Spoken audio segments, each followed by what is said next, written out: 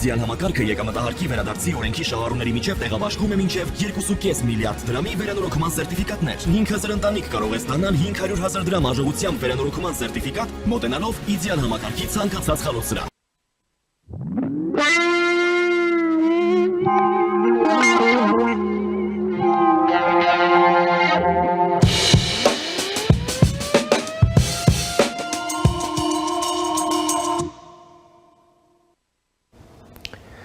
Ողջույն հարգարժան տիկնայք և պարոնայք, առաջին լրատվականի եթերում Մեհրաբյան օնլայնն է, ես Ռուբեն Մեհրաբյանն եմ։ Հայաստանում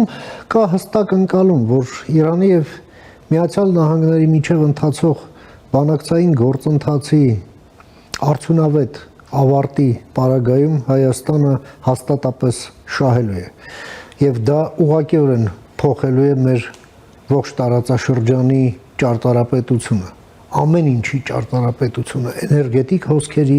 տրանսպորտային հոսքերի, մարդկանց, կապիտալների, Իրանի վրայից այդ պատժամիջոցների հանելը էապես կփոխի նաև Հայաստանի արտաքին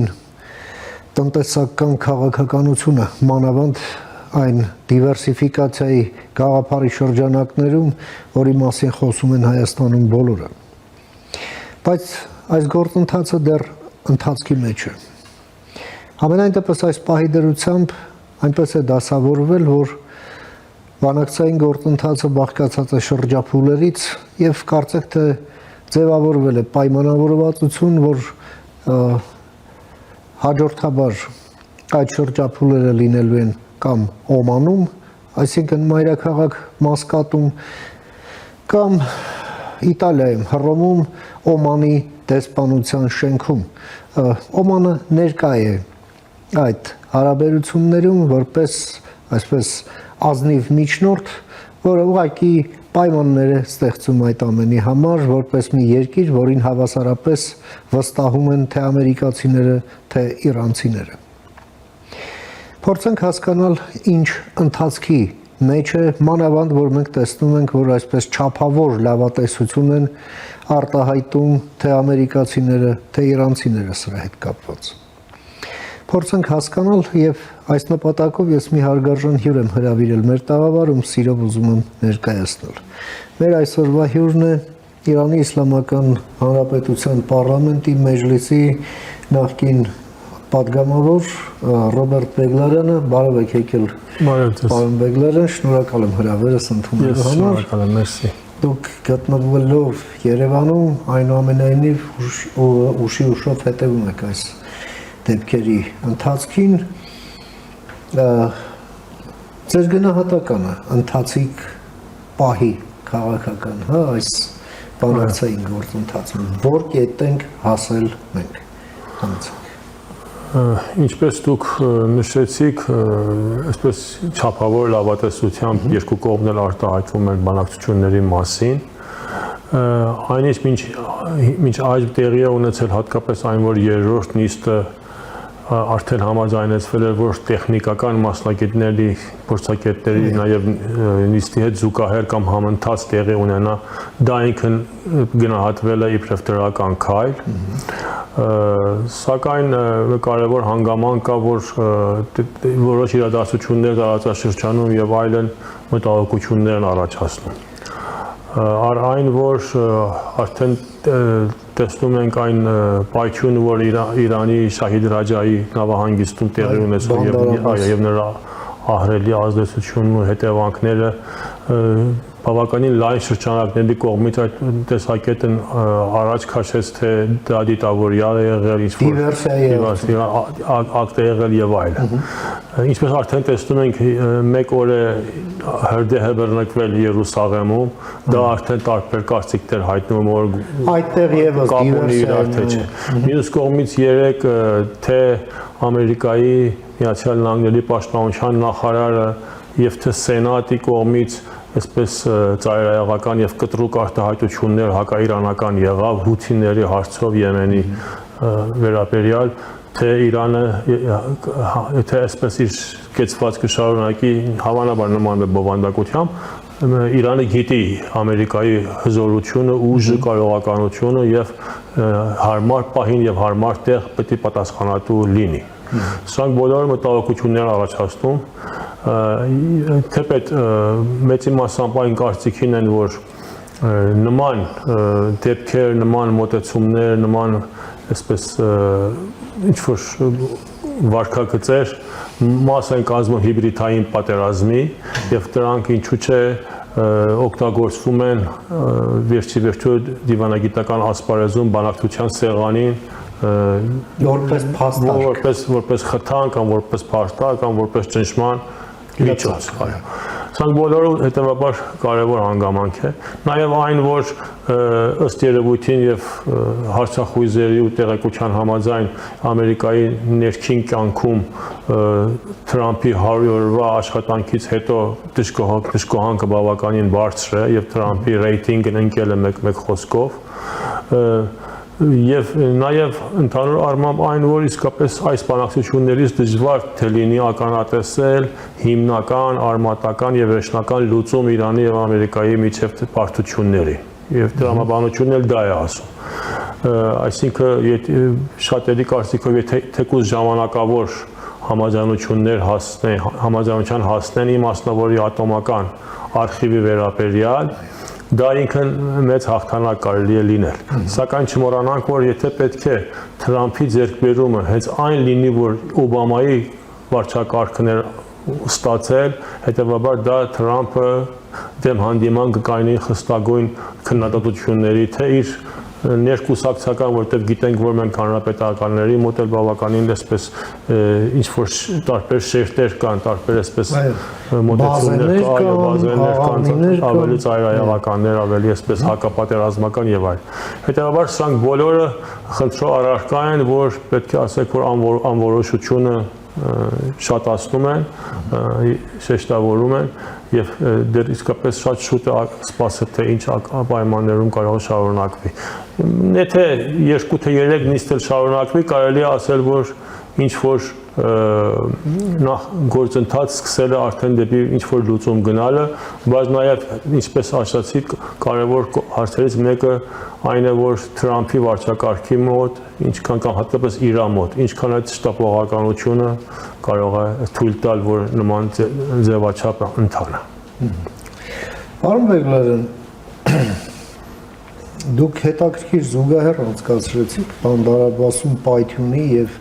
Երուսաղեմ Թել Ավիվ այդ ավտոճանապարհի ողջ երկայնքով այդ անտառային հրդեհների միջև երկուսն էլ ամենայն դեպս նույնական են մի բանում, որ երկուսում էլ հստակ այսպես դիվերսիայի հետ կապված կասկածներ եւ շատ մոտ ժամանակահատված։ Այո, եւ նաեւ ժամանակային հնչում է տարբեր այո փորձագետների եւ այո Հիմա հարցս հետևյալն է, տեսեք պահ եղավ, երբ Իսրայելը փորձեց կոպիտ միջամտել այս բանակցային գործընթացում բանակցությունների բովանդակության վրա ազդելու հույսով, բայց մենք տեսանք, որ ամերիկացիները այսպես ասենք արձագանք չտվեցին Իսրայելի այդ անհանգստությանը, իսկ իրանական կողմը Իսրայելի այդ դժգոհությանը բավականին կոշտ պատասխան տվեց, որում բաց տեքստով, որ չփորձեք ազդել Թրամփի վրա, մենք թույլ չենք տա եւ այլն եւ այդպես շարունակ։ Հետո իսրայելական հեռուստաալիքներից մեկը մի այսպիսի չափազանց ուշագրավ տեղեկատվություն տարածեց, որ Իսրայելի նախարարներին հայտնի է դարձել, որ այնուամենայնիվ այդ գործարքը, որ կկայանա, դրա հավանականությունը շատ բարձր է, ավելի բարձր, քան այն, որ գործարքը կխափանվի։ Մյուս կողմից էլ տարբեր իսրայելցի փորձագետներ, ում կարծիքը կարևորում է իսրայելական մամուլը, խոսում են այն մասին, որ այն բովանդակությունը, որը հիմա սեղանի վրա է եւ քննարկվում է իրանական եւ ամերիկյան կողմերի միջև, այդ բովանդակությունն ինքնին շատ ծանր ներքաղաքական պարտություն է Նեթանյահուի համար եւ իր կողմնակիցների իր այդ քաղաքական հոսանքի ներկայացուցիչների համար այնուամենայնիվ նշածս այս գործոնները ինչ են հուշում ձեզ Սկզբնական այն են հուշում, որ ի վերջո եթե տարբեր ձևերի ոտնձգություններ, այսպես խափանման միջոցների գործարման, ասիմետրիկ պատերազմի եւ տեղեկատվական այսպես գործելավոճերի կիրառման խնդիր լինի, մեծի մասամբ պետք է Իսրայելի կողմից լինի։ Այո, որտեղ իսրայելցիները իսկապես շահագրգռված չեն որևիցե ուրիշ տեսակի համաձայնության, այն ինչ որ իրենք են պատկերացնում, հատկապես Նեթանյահուի ներքաղաքական հարցերը, որ նախկին նիստում են մենք ձեր հետ խոսեցինք։ Այս ժամանակահատվածի բանակցությունները Իրանի ներքին եւ Իսրայելի ներքին խմորումների առումով երկու հակապատկեր են ինչ որ նախկինում 2015-ի համաձայնությունը, ասիկ այն ժամանակ Իրանի ներսում ավելի դժկոհանքները ականատեսին, այսպես միահամուռ որոշման դրսևորում ավելի քիչ ենք տեսնում, բայց հիմա հակառակն է, այսինքն դա վկայում է, որ իսկապես Իրանի իշխանության վերնախավը, իմաստնավորի հենց երկրի հոգևոր առաջնորդն ու իր ինստիտուտը եւ բոլորը միաձայնությամբ ինչ որ ձևաչափ արդեն որդեգրել են եւ բանակցությունները փորձում են առաջ տանել։ Երկրորդ հանգամանքը այն է, որ հակառակ անցյալ որոշ ժամանակահատվածների բանակցությունների եւ ինչու՞ չէ 2015-ին որոշ չափով, այս պահին Իրանը թե հաջողում է, թե գործարկում է անընդհատ շփումներով տարածաշրջանի այսպես դերակատարներին տեղյակ պահել, թե ինչ է կատարվում։ Այսինքն հիմա հենց անցյալ օրվա Բրազիլիայում BRICS-ի նիստից սկսած, որ Իրանի անվտանգության խորհրդի քարտուղարն էր մասնակցել, մինչև առողջի այսպես հաճախականությամբ իսկապես բուրըն ճամփորդությունները Սաուդական Արաբիային, Իրաքին,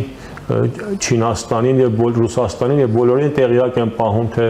ինչ գործընթաց է տեղի ունենում։ Այս ամենը Իսրայելում ըստ երևույթին հակառակն է, քանի որ այնտեղ ներքին քաղաքական կյանքի այսպես ծայրահեղական մոտեցումներ կան։ Այդ առումով ես կարծում եմ գործընթացները Իրանի կողմից ավելի այսպես ճշգրտված եւ նպատակասլաց է առաջ գնում, բայց մեկ որոշ փորձագետների տեսակետից մեկ բաց այստեղ տեղի է ունեցել կամ տեղի է ունենում եւ այն է, որ այսօր Ամերիկայի Միացյալ Նահանգների ցանկությունները եւ պահանջները Իրանից հստակ է, բայց Իրանի պահանջները բացի այն, որ սանկցիաների վերացման թեման է բացում, որը դա ունի իր խրթինությունները եւ հատկապես Իրանի մտահոգությունները Ամերիկան ելնելով նախկինի փորձից ինչքան իսկապես հավատարիմ կմնա իր ստորագրած փաստաթուղթին կամ որոշումներին, դրանք ինչ որ մտահոգություններ առաջացնում են Իրանի ինչ որ փորձագիտական եւ այսպես պետական այրերի մոտ, թե ինչ ընթաց տեղի կունենա։ Պարոն Բեգլարյան, նաեւ Եվս մի ուշագրավ այսպես ուղղությամբ է զարգանում իրանական քաղաքականությունը։ Դա հարաբերություններն են հարևանների հետ։ Իրանի ղեկավարությունը ավանդաբար մեծ ուշադրություն է դարձրել հարաբերություններին իր հարևանների հետ, անկախ նրանից, որ այսպես ասենք, փոխադարձ վստահության տարբեր աստիճաններ կան Իրանի տարբեր հարևանների միջև, որում հարևաններ ոչ միայն ցամաքային սահմանով, այլև Իրանը հարևան է համարում բոլոր նրանց, ովքեր ընդհանրեն ումից բաժանում է ընդհանրեն Պարսից ծոցը, որը շատ մեծ հեռավորություններ չէ։ Եվ մենք տեսնում ենք, որ Իրանը առաջնահերթ ուշադրություն է դարձնում այս փուլում Սաուդյան Արաբիայի հետ հարաբերություններին, լավ ինտենսիվ կոնտակտներ կան, որում թե հեռախոսազրույցներ, թե փոխադարձ այցելություններ եւ Ադրբեջանի հետ։ Իրանի նախագահ Մասուդ Փեզեշքյանն այցելեց Բաքու, տեղի ունեցան բազմաթիվ հանդիպումներ եւ հնչեցին թեկուզ եւ շատ դրական, բայց դեկլարատիվ բնույթի մի քիչ են արևելյան շարբաթով այսպես թաթախված հայտարարություններ, եղբայր, լավ եղբայր եւ այլն եւ այդպես շարունակ։ Մինչ այդ ադրբեջանական եւ պրո-ադրբեջանական շրջանակները մի գաղափար էին տանում, որ ահա հարվածն Իրանին անխուսափելի է եւ պետք է լինի եռյակ դաշինք Իսրայելի, Ադրբեջանի եւ Միացյալ Նահանգների միջեւ։ Իրանի դեմ Ամերիկան մեզ զենք տա, այսպես բաներ են խոսում։ Հիմա այդ բանի մասին չկա, հիմա եղբայր, լավ եղբայր, շնորհակալություն հյուրընկալության համար, այսպես ճոխ, սիրուն, ձեր գնահատական ընդհանրապես այս այցի։ Մենք նախկինում էլ զրուցել ենք այս թեմայով, ինչպես դուք ասացիք, հարևանների հետ հարաբերությունները իսկապես այս պահին առանցքային է Իրանի համար, անկախ են, որ ասել ձեզի վստահության, փոխվստահության աստիճանները ինչքան են, իրականում ինչքան են, քան թե այսպես ռետորաբանությամբ։ Դա ուրեմն ես ինչ-որ առումով նորմալ եմ համարում, բայց նաև միշտ էլ նշել ենք, որ Իրանի համար Ադրբեջանի հետ հարաբերությունները, թե այս պահին հետաքրքրում է մեզի եւ Հայաստանի, այն է, որ ամենայնդեպս Իրանը փորձում է, որ իրադարձություններից հեռու չմնալ եւ իր կապերը այնպես պահել Ադրբեջանի հետ, որ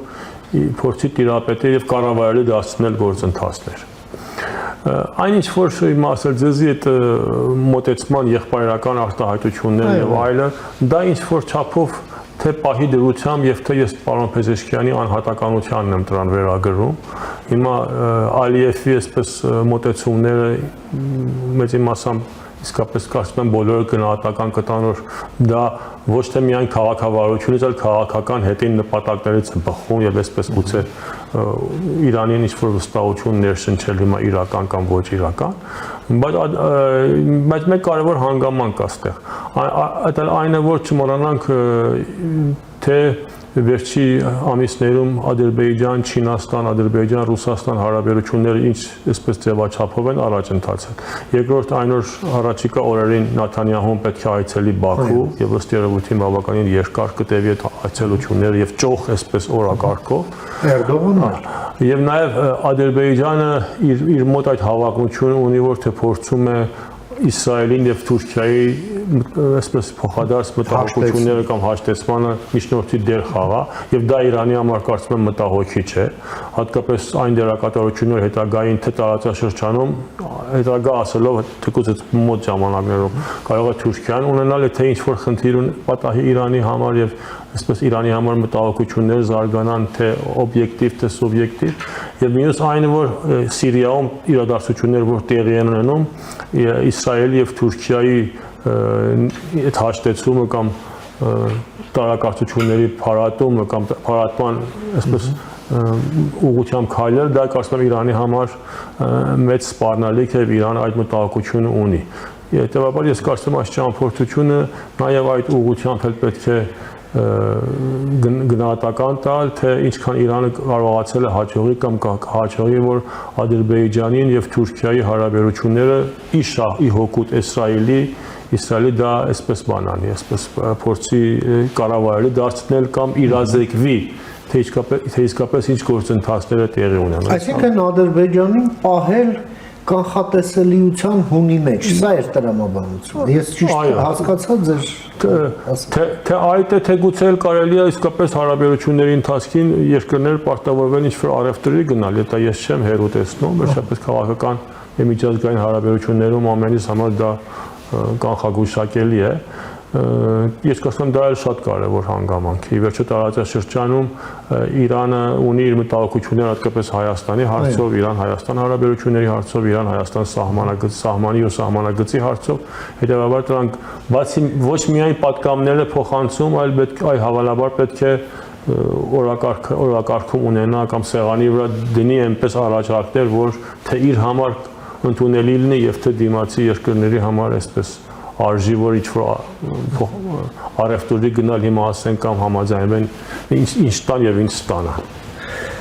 Պարոն Բեգլարյան, այդ այցի ընթացքում նաեւ Հայաստանի շահերը շոշափող խնդիրներ քննարկվեցին եւ խոսքը վերաբերվում էր մեղրու ճանապարհի մասին։ Իրանի նախագահն ասաց հետևյալը, որ մենք ապաշրջափակմանը դեմ չենք, կողմ ենք, բայց պետք է հարգել պետությունների տարածքային ամբողջականությունը եւ ինքնիշխանությունը։ Այո։ Եվ հավելելով, որ իհարկե Ադրբեջանը Նախիջևանի հետ պետք է հաղորդակցություն ունենա, մենք էլ սա ճանապարհը սարքում ենք, կօգտվեք։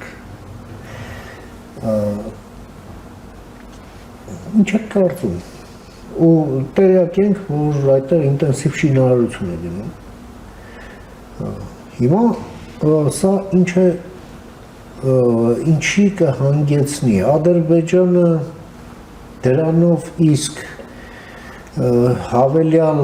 շարժառիթ կունենա Հայաստանի հետ գնալու խաղաղության պայմանագիր ստորագրելու, թե հակառակի շարժառիթ կունենա դրանով իսկ, թե որևէ ազդեցություն չի ունենա այդ պայմանավորվածությունն Իրանի հետ, ի վերջո Հայաստանը, որովհետև ինչ է ասում, եթե ճանապարհը սարքում են, եւ դուք ասում եք, որ ձեզ ձեռնտու է, նույն բանն էլ ես եմ առաջարկում։ Ոնց է ստացվում, որ իմ առաջարկածը ձեռնտու չի։ Չէ, տրամաբանություն է։ Համեցեք։ Ես կարծում եմ դրանք բոլորը կախված են նրանից, թե ինչ որ ժամանակահատվածում, թե տարածաշրջանում, թե միջազգայինորեն ուժերի հավասարությունը եւ դասավորությունը ինչպես առիթներ կընձեռնի, որ Ադրբեջանը մեկ խոսքով հարձակվի Հայաստանի վրա, թե ոչ։ Եվ հետո հիմա այդ որ Պարսկաստանը ինչպես կարծականքի դա Իրանը դա կարևոր թեմա է։ Խոսքս հետեւյալն է, իմ կարծիքով հենց այդքան որ տեսնում ենք Ադրբեջանը անընդհատ փորձում է Հայաստանից նոր պահանջներ դնել եւ թեման ընդարձակացնել այդ առումով, դա նշանակում է ինքը ինչ որ փորձում է ամեն ինչ stand-by վիճակում պահել, մինչեւ որ ինչ որ տարածաշրջանային կամ միջազգային վերադասավորում, եթե իշա իրեն է գնում, հետեւաբար հիմա կամ հարձակվի կամ ուրիշ ձևով առավելագույնը ստանա Հայաստանից։ Եվ Պարսկաստանին էլ պարտավորացնի, որ պետք է ընդունես այսպես է։ Եթե կատարյալ նաև Պարսկաստանի Իրանի պայմանները, ասեմ Ամերիկայի հետ տարածաշրջանում եւ այլն։ Իսկ եթե հակառակը ընթանա պայմանները այնպես լինի, որ արդեն Ադրբեջանը պարտավորվի այն ձևաչափով, որ Հայաստանն է ցանկանում եւ Իրանն է ցանկանում համագործակցել եւ հաղորդվի Նախիջևանի հետ եւ այլը, դա արդեն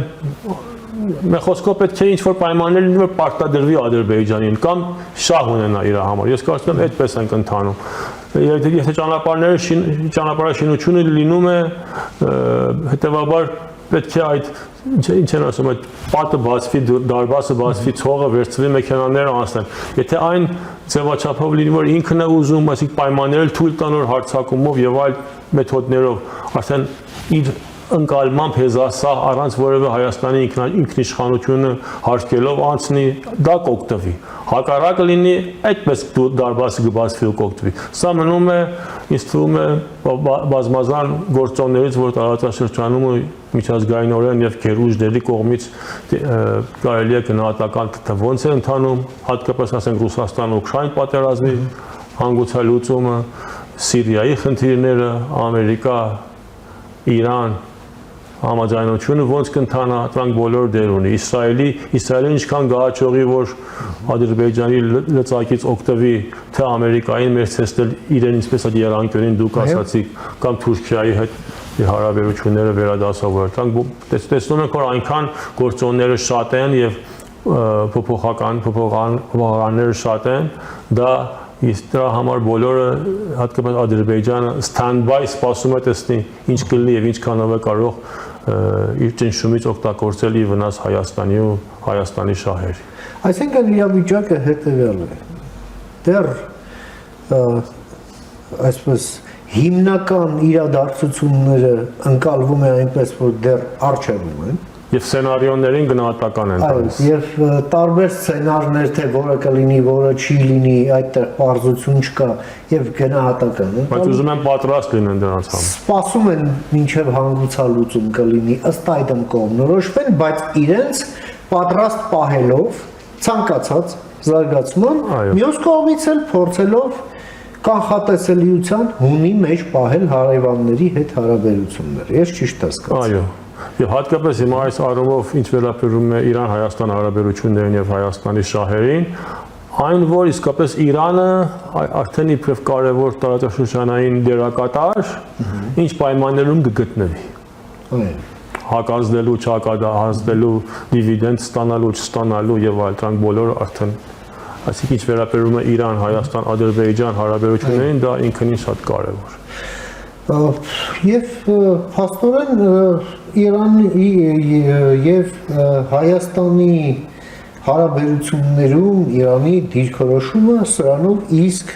նույնիսկ այս հռետորաբանությունը Բաքվում որ կիրառվում է որևէ ազդեցություն չունի։ Ես ճիշտ հասկացա։ Իրան-Հայաստան հարաբերություն։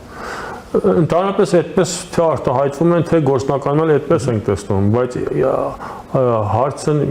ասիկի մտահոգությունը այն է, որ այն դերակատարները, որ ազդում են տարածաշրջանի ներկա եւ ապակա իրավիճակի վրա, թե հզոր են, թե բազմազան են եւ թե բազմաշահ, տարբեր հետեւաբար դա մտահոգություն է առաջացնում, թե իսկապես ինչ որ ժամանակահատվածում ինչպես եզրահանգվի եւ ուժերի դասավորությամբ Իրանը ինչպես է կարող դիրքավորվել։ Դրանք հետևաբար կարևոր է, որ իսկապես ֆունկցիոնալ կարողություններ կունենա այդ պահին։ Այո, կամ կցանկանա օգտագործի թե չէ։ Այո։ Շատ շնորհակալ եմ։ Ես եմ շնորհակալ։ Ձեր այս չափազանց կարևոր նկատառումները մեր հեռուստադիտողին ներկայացնելու եւ ձեր ժամանակից մեր եթերին Ես եմ շնորհակալ եմ։ Մենք լսեցինք մեր գործընկերոջը Իրանի Իսլամական Հանրապետության խորհրդարանի մեջլիսի նախկին падգամավոր Ռոբերտ Բեգլարյանին իր դիտարկումները կապված Իրան եւ Միացյալ Նահանգներ այս բանակցային գործընթացի շուրջ զարգացումների հետ։ Կարդաթարից հետո կվերադառնանք, մնացեք առաջին լրատվականի հետ։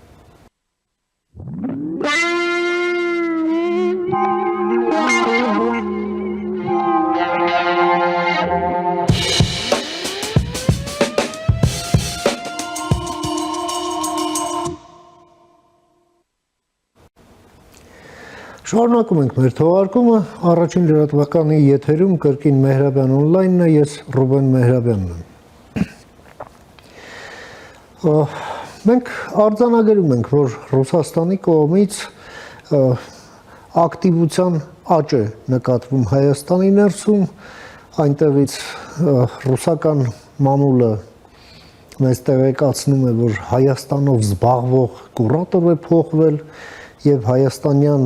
շրջանակները, որոնք ոգեշնչվում են ռուսական ազդեցությամբ եւ փորձում են այն դարձնել տոտալ, եւս ակտիվացել են եւ ուշադրություն են հրավիրում իրենց վրա։ Արցախի պաշտպանության բանակի գեներալ Վիտալի Բալասանյանը շարունակելով Զորի Բալայանի փառապանց այդ ավանդույթները մի ռուսներն են ոնց որ ասում չելաբիտնի մի նամակ է հասցեագրել Ռուսաստանի նախագահ Պուտինին, այնտեղ էլ մեծ հայրենական պատերազմ, չգիտեմ, եւ այլն եւ այդպես շարունակ հետնել Թուրքմանչայ, Գյուլիստան պայմանագրեր հիշատակել եւ ասել, որ Արցախի ժողովրդի ճակատագիրը կարող է որոշել ռուս ժողովուրդը եւ ռուսական պետությունը։ Իհարկե հարց է առաջանում մեկը լինի ռուս ժողովրդի եւ ռուսական պետության հարցերը լուծի, հաշվի առնելով թե ինչ վիճակում է այն ներկայումս գտնվում, պատմության մեջ այսպես չի եղել, այնուամենայնիվ ունենք այս պահի դրությամբ այն ինչ ունենք։ Ուղղակի հարց է առաջանում, թե ինչ են մտածում ընդհանրապես այս մարդիկ, երբ նայում են այսօրվա աշխարհին, այսպես ասենք, 2025 թվականի մայիսի 1-ի դրությամբ։ Իդեպ այսօր մայիսի 1-ն է աշխատավորների համերաշխության միջազգային օրը եւ այսօր աշխարհի տարբեր երկրներում պրոֆմիությունները եւ ընդհանրապես աշխատավորների շահերն արտահայտող տարբեր կուսակցություններ, տարբեր ցույցեր են անցկացնում ի պաշտպանություն նրանց շահերի։ Փորձենք հասկանալ եւ այդ նպատակով ես մի հարգարժան հյուր եմ հրավիրել մեր տաղավար, ում սիրով ուզում եմ ներկայացնել մեր այսօրվա հյուրն է ռեժիսոր, պրոֆեսոր Ռուբեն Բաբայանը։ Բարև եք եկել, պարոն Բաբայան, շնորհակալ եմ հրավերս ընդունելու համար։ Դուք էլ մինչև մեր հրավերն ընդունելը, ինչպես ասում են, ամբողջ խնեցիք լրահոսում այս իրադարձությունների շղթան, հա, ինչ է տեղի ունենում եւ հասարակության մոտ էլ հարցեր են առաջանում, համեցեք։ Մոտենում են ընտրություններ 26 թվականի։ Ես կարծում այդ անկյան տակ է պետք ամեն ինչ նայել։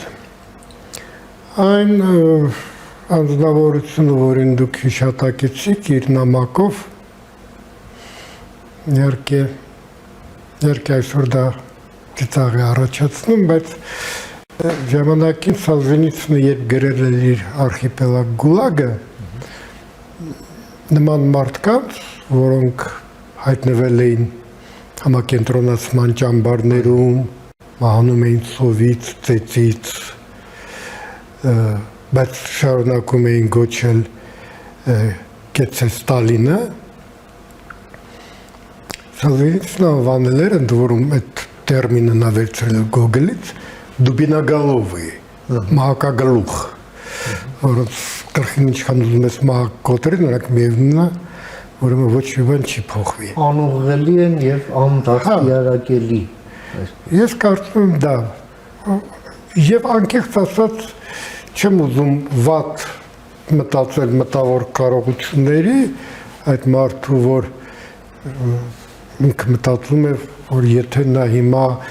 օրինակներ բերի ղարաբաղցիների հայրենական պատերազմի մասնակցության մասին տված հերոսների, շքանաշարքերի բան, հա։ Իրոք անհամաչափ մեծ է։ Իհարկե, սա ոչ ոք չի ժխտում եւ չի կարող, սա մեր ընդհանուր պատմությունն է, բայց խնդիրը նա է, որ դա Պուտինի համար ոչ մի նշանակություն չունի։ Թքած ունի դրա վրա։ Կներեք, ես ընդպես ինչ շատ հազարագյուտ եմ թույլ տալիս նման արտահայտություններ, բայց սա այն դեպքն է, որ պետք է ասել, այնպես չի, որ նա կկարդա հիմա, 90,000 ղարաբաղցի մասնակցել են պատերազմում, արի ես հիմա ղարաբաղցիներին հետ վերադարձնեմ Ղարաբաղը։ Ես կարծում եմ եկել է հավատարմություն հայտնելու ժամանակը տարբեր խմբերից, անհատներից, որտեղ բոլորը շատ լավ հասկանում են, որ Ռուսաստանը ակտիվորեն ներգրավելու է Հայաստանի ընտրական գործընթացին եւ ուզում են ուրեմն ամեն մեկը զբաղացնել համապատասխան տեղ այդտեղ հերթ են կանգնում, կարծում եմ նաեւ մրցակցություն է սկսվելու, ով է ավելի հավատարիմ։ Մենք այդ ամեն ինչը արդեն սկսում ենք տեսնել, բայց օրից օր ավելի շատ է դա երևալու, այդ ամեն ինչին պետք է պատրաստ լինել եւ պարզապես չշեղվել ուղուց, իսկ ուղին կարծես թե մենք որոշել ենք մեր համար, թե որ արժեքային համակարգում ենք ուզում գտնվել, որ քաղաքակրթական դաշտում, առավել եւս այդ քաղաքակրթական դաշտից մենք ստանում ենք որոշակի մեսեջներ, որ մենք սպասում ենք ձեր գործնական քայլերի։ Ես կարծում եմ պանիկայի մեջ են գնել, այսպես ասած, վախ առաջացնել նման ելույթներից, նման ուրեմն կոչերից պետք չի, որովհետև եթե դու ընտրում ես քո համար ճանապարհը, իսկ ճանապարհը վերջիվերջո շատ պարզ է։ Գիտեք, իրականում երբ մենք խոսում ենք ասենք պրոռուսական կամ պրոեվրոպական կողմնորոշման մասին, հա, խոսքը դեպի Ռուսաստան սիրո մասին չէ։ Նաև նրանց կողմից ովքեր այդ թեզի կողմնակիցներն են։ Խնդիրը շատ պարզ է։ Հայաստանը կայանալու է որպես ինքնիշխան պետություն, կանգնած, թե Հայաստանը պարտադիր պետք է պարկի ինչ-որ մեկի տակ։ Եվ իրենք հոյակապ հասկանալով Ռուսաստանի դերակատարումը հայոց աշխարհի պատմության մեջ, պարզապես չեն պատկերացնում, որ Հայաստանը կարող է կանգնած լինել։ Նրանք ենթադրում են, որ Հայաստանը պետք է անպայման պարկի, իսկ պարկելու կա երկու տարբերակ, կամ Ռուսաստանի տակ, կամ Թուրքիայի տակ։ Բայց բոլոր դեպքերում պետք է պարկացնել։ Այո։ Եվ ուրեմն այս պարագայում ընտրությունը կատարվում է դեպի Ռուսաստան։ Իսկ ինձ համար ընտրությունը ոչ թե կանգնել պարկելու եւ չպարկելու ում տակ պարկելն է եւ պարզը որ եւ սա նորություն չի անձնական խոսակցությունների ժամանակ հիշում եմ դեռ կարգին իշխանության հետ կապված մարդիկ 13 թվականին երբ որ այդ ստորագրվեց Մաքսային միության Հայաստանի միանալը այն ժամանակ դեռ ասում են դե մենք մեկի տակ պետք է պարկենք ավելի լավ չէ Ռուսաստանի տակ պարկենք հա ակադեմիկոս էլ կար ասում էր քոսոտ երկիր ենք այո ես կարծում եմ ավելի մեծ արհամարանք սոփական ժողովրդի վերաբերալ արժանապատվության վերաբերալ եւ ընդհանրապես ապագայի հանդեպ չկա ուրեմն Եվ պարզ է, եթե դու ընտրում ես պարկել եւ գերադասում ես պարկել Ռուսաստանի տակ, դու պետք է մնացածին մեղադրես, որ իրանք ուզում են պարզապես պարկել Թուրքիայի տակ, այլ ոչ թե կանգնած մնալ։ Այո։ Սա շատ տրամաբանական է։ Դու չես ասի, որ այս ֆրանկ ուզում են կանգնած մնալ, ուզում են պետություն կառուցել, իսկ այ մենք առաջարկում ենք պարկել Ռուսաստանի տակ։ Դու կասես, չէ, նրանք ուզում են Թուրքիայի տակ պարկել, դրա համար էլ ես ուրեմն իրենց դեմ եմ եւ ես առաջարկում եմ ավելի հարմար անկողին։ Պարոն Բաբայան, նաև մենք տեսնում ենք այս ակտիվության շրջանակներում մի անձ, որը 10 տարի կառավարել է Հայաստանը, վերցնում եւ առանց կարմրելու ասում է, որ 44-օրյա պատերազմը հրահրել են հայերը, հայկական իշխանությունները։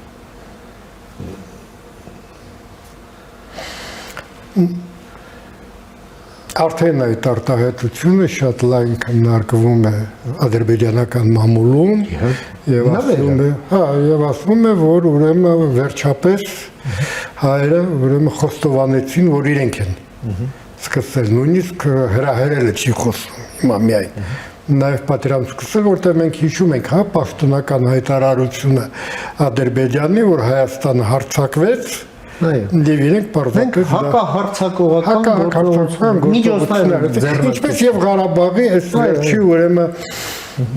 տեղահանությունը որ տեղ ունեցավ նույն բացատրությունը պարզ է ինչպես Գերմանիան սկսեց պատերազմը հա իր զինվորները Գլայվիցի սադրանքը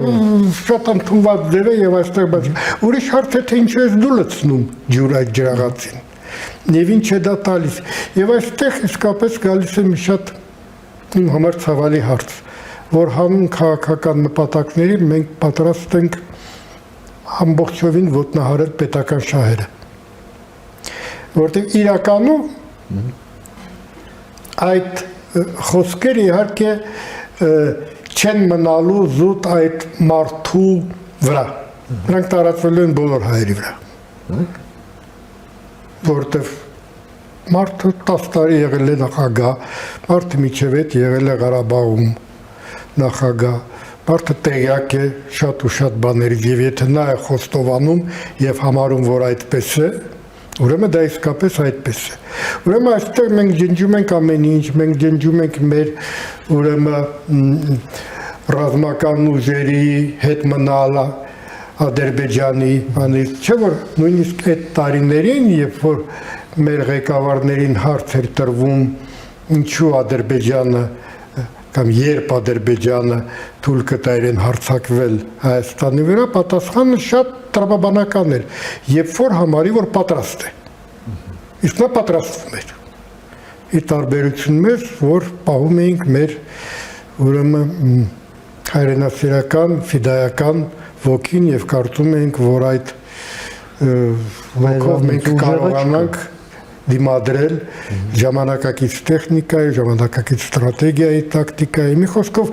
21-րդ դարի պատերազմ վարելու ձևին մենք փորձում էինք հակադրվել էլի ուրեմն 90-ական թվականների մեթոդներով։ Ես չեմ ուզում դա քննարկել իրականում, որովհետև ամեն ինչ շատ պարզ երևում է։ Եվ նրանք, ովքեր կիսում են այդ տեսակետը, նրանց ոչ մի բանով հնարավոր չի լինի ուրեմն այդ մտքից հետ քաշել։ Մնացածները հոյակապ հասկանում են, որ այո, եւ դա ցավոք սրտի շատ տարածված է մեր պարագայում հանուն կուսակցական, քաղաքական շահերի ոտնահարել պետական շահերը։ Պարոն Բաբայան, զուգահեռաբար մի այլ process է ընթանում Եվրոպայում, դե հասկանալի է, մենք գործ ունենք Միացյալ Նահանգների եւ Եվրոպայի միջև հարաբերությունների ճգնաժամի եւ այդ ճգնաժամի ֆոնին հարաբերությունների, այսպես մատրիցայի վերակառուցման հետ, հա, վերանայման հետ եւ Եվրոպան էլ իր քաղաքականությունն է վերաիմաստավորում, այդ թվում նաեւ ընդլայնման քաղաքականությունը, հա։ Եվ այս ֆոնին Իսպանիայի Վալենսիա քաղաքում մի հավաք էր Եվրոպայի ժողովրդական կուսակցության, որ ամենամեծն է եւ ամենաներկայացվածը Եվրախորհրդարանում, այդ կուսակցության ներկայացուցիչներն են Եվրահանձնաժողովի առանցքային պաշտոնյաները, հա, Ուրսուլա ֆոն դեր Լայնը, Կայա Կալլասը եւ այլն։ Այդտեղ երկու կին պատգամավոր, որոնք զեկուցողներն են Հայաստանի հարցերով, հա, հանդես եկան մի բանաձևի, հրատապ բանաձևի, այսպես էր կոչվում, հա, հրատապ բանաձև Հայաստանի վերաբերյալ։ Եվ դրա մեջ շարադրված են այսպես Եվրոպայի ժողովրդական կուսակցության մոտեցումները սրա հետ կապված բարձր հենց այդ շրջանակում են եփվում այն հիմնական որոշումները, որոնք հետո ֆորմալիզացվում են, ասենք Եվրահանձնաժողովում կամ Եվրախորհրդարանում էլ վերածվում փաստաթղթերի։ Հետևյալն էր, որ Հայաստանի պարզած ձեռքը պետք է սեղմվի եւ Հայաստանի այս եվրոինտեգրացիայի այս ձգտումները պետք է խրախուսվի, Եվրոպան պատրաստ է աջակցելու բոլոր այն ռեֆորմներին, որոնց կարիքն ունի Հայաստանը, խոսվեց նաև արցախցիների ազատ վերադարձի իրավունքի մասին, այսպես է ձևակերպված, գերիների մասին, որոնք պահվում են Բաքվում, անվերապահ նրանց ազատելու անհրաժեշտության մասին եւ ուրեմն ամենակարևորը այն էր, որ այդ համագործակցությունը պետք է խորանա նաեւ տնտեսության մեջ, տնտեսական կապերի եւ նաեւ նշվեց, որ նրանք սատարում են Հայաստանի ժողովրդավարությունը, սա է։ Հիմա այս ակտիվությունը գալիս է կարծեք թե ցույց տալու, որ իբր չկա ժողովրդավարություն, լավ ինչ ժողովրդավար, ուր աստեղ ժողովրդավարություն։ Եվ այդ ԵԺԿ-ի մասը հանդիսացող այդ հանրապետական կուսակցությունը դատապարտող հայտարարություն ընդունում, ընդ որում իրենց ներկայացուցիչներն էլ Լենինի դամբարանի մոտ 2-3 օր առաջ նկարվում էին ինչ-որ Եդինայա Ռոսիայի ինչ-որ միջոցառման շրջանակներում այնտեղ գտնվելով։ Ну, սենց այլանդակություն Ձեր գնահատականը եւ որնա մեր անելիքներն ըստ այդ համից։ Չէ, կարծում եմ այստեղ իրականում շատ պարզ ամեն ինչ։ Ես կարդացի հանրապետական կուսակցության հայտարարությունը, կարծում եմ այդ հայտարարությունը պետք է պատասխանեն նրանք, ում նա ուղղված է։ Այդ հայտարարությունը ուղղված չէ մեզ, այդ հայտարարությունը ուղղված չէ ԵԺԿ-ին, այդ հայտարարությունը նույնիսկ ուղղված չէ կուսակիցներին, այդ հայտարարությունը ուղղված է Կրեմլին, որտեղ դուք ճիշտ նշեցիք, հայտարարությունը ես նկատեմ ԵԺԿ-ի հայտարարությունը շատ հայամետ է։ Ինչն է, որ երևի թե ըստիս անհանգստացրել է կուսակցության վերնախավը, որը շատ արագ արձագանքել է, միջազգային Ադրբեջանը միջև հիմա չի արձագանքել, որտեղ դեռ չգիտի ինչպես արձագանքել, բայց կարձագանքի։ Կարծում եմ այն, որ հայտարարության մեջ մի քանի անգամ նշված է Կրեմլի, ուրեմն, այսպես ասած, Կրեմլից ազատվելու Հայաստանի ցանկությունը։ Եվ պետք էր արագ արձագանքել, որտեղ Կրեմլը կարող էր հարցնել, այդ ինչ հայտարարություն է անում այդ ԵԺԿ-ն, որի անդամն եք դուք եւ ոնց եք դա հանդուրժում։ Եվ հիմա կա պատասխանը, որ կարելի է հանգիստ Կրեմլի առաջ դնել եւ ասել այդ տեսեք մենք դատապարտել ենք այդ հայտարարությունը, չնայած նա շատ հայամետ է, բայց քանի որ այնտեղ 1-2 ուրեմն տողով նաեւ նույնիսկ ոչ թե քննադատվում է, այլ շոշափվում է Կրեմլի ազդեցությունը, մենք դա համարել ենք անընդունելի մեր համար։ Սա էլ շատ հետաքրքիր։ Նայեք, սա այս մեր նախորդ խոսակցության բանով է։ Մենք պատրաստ ենք դատապարտել հայամետ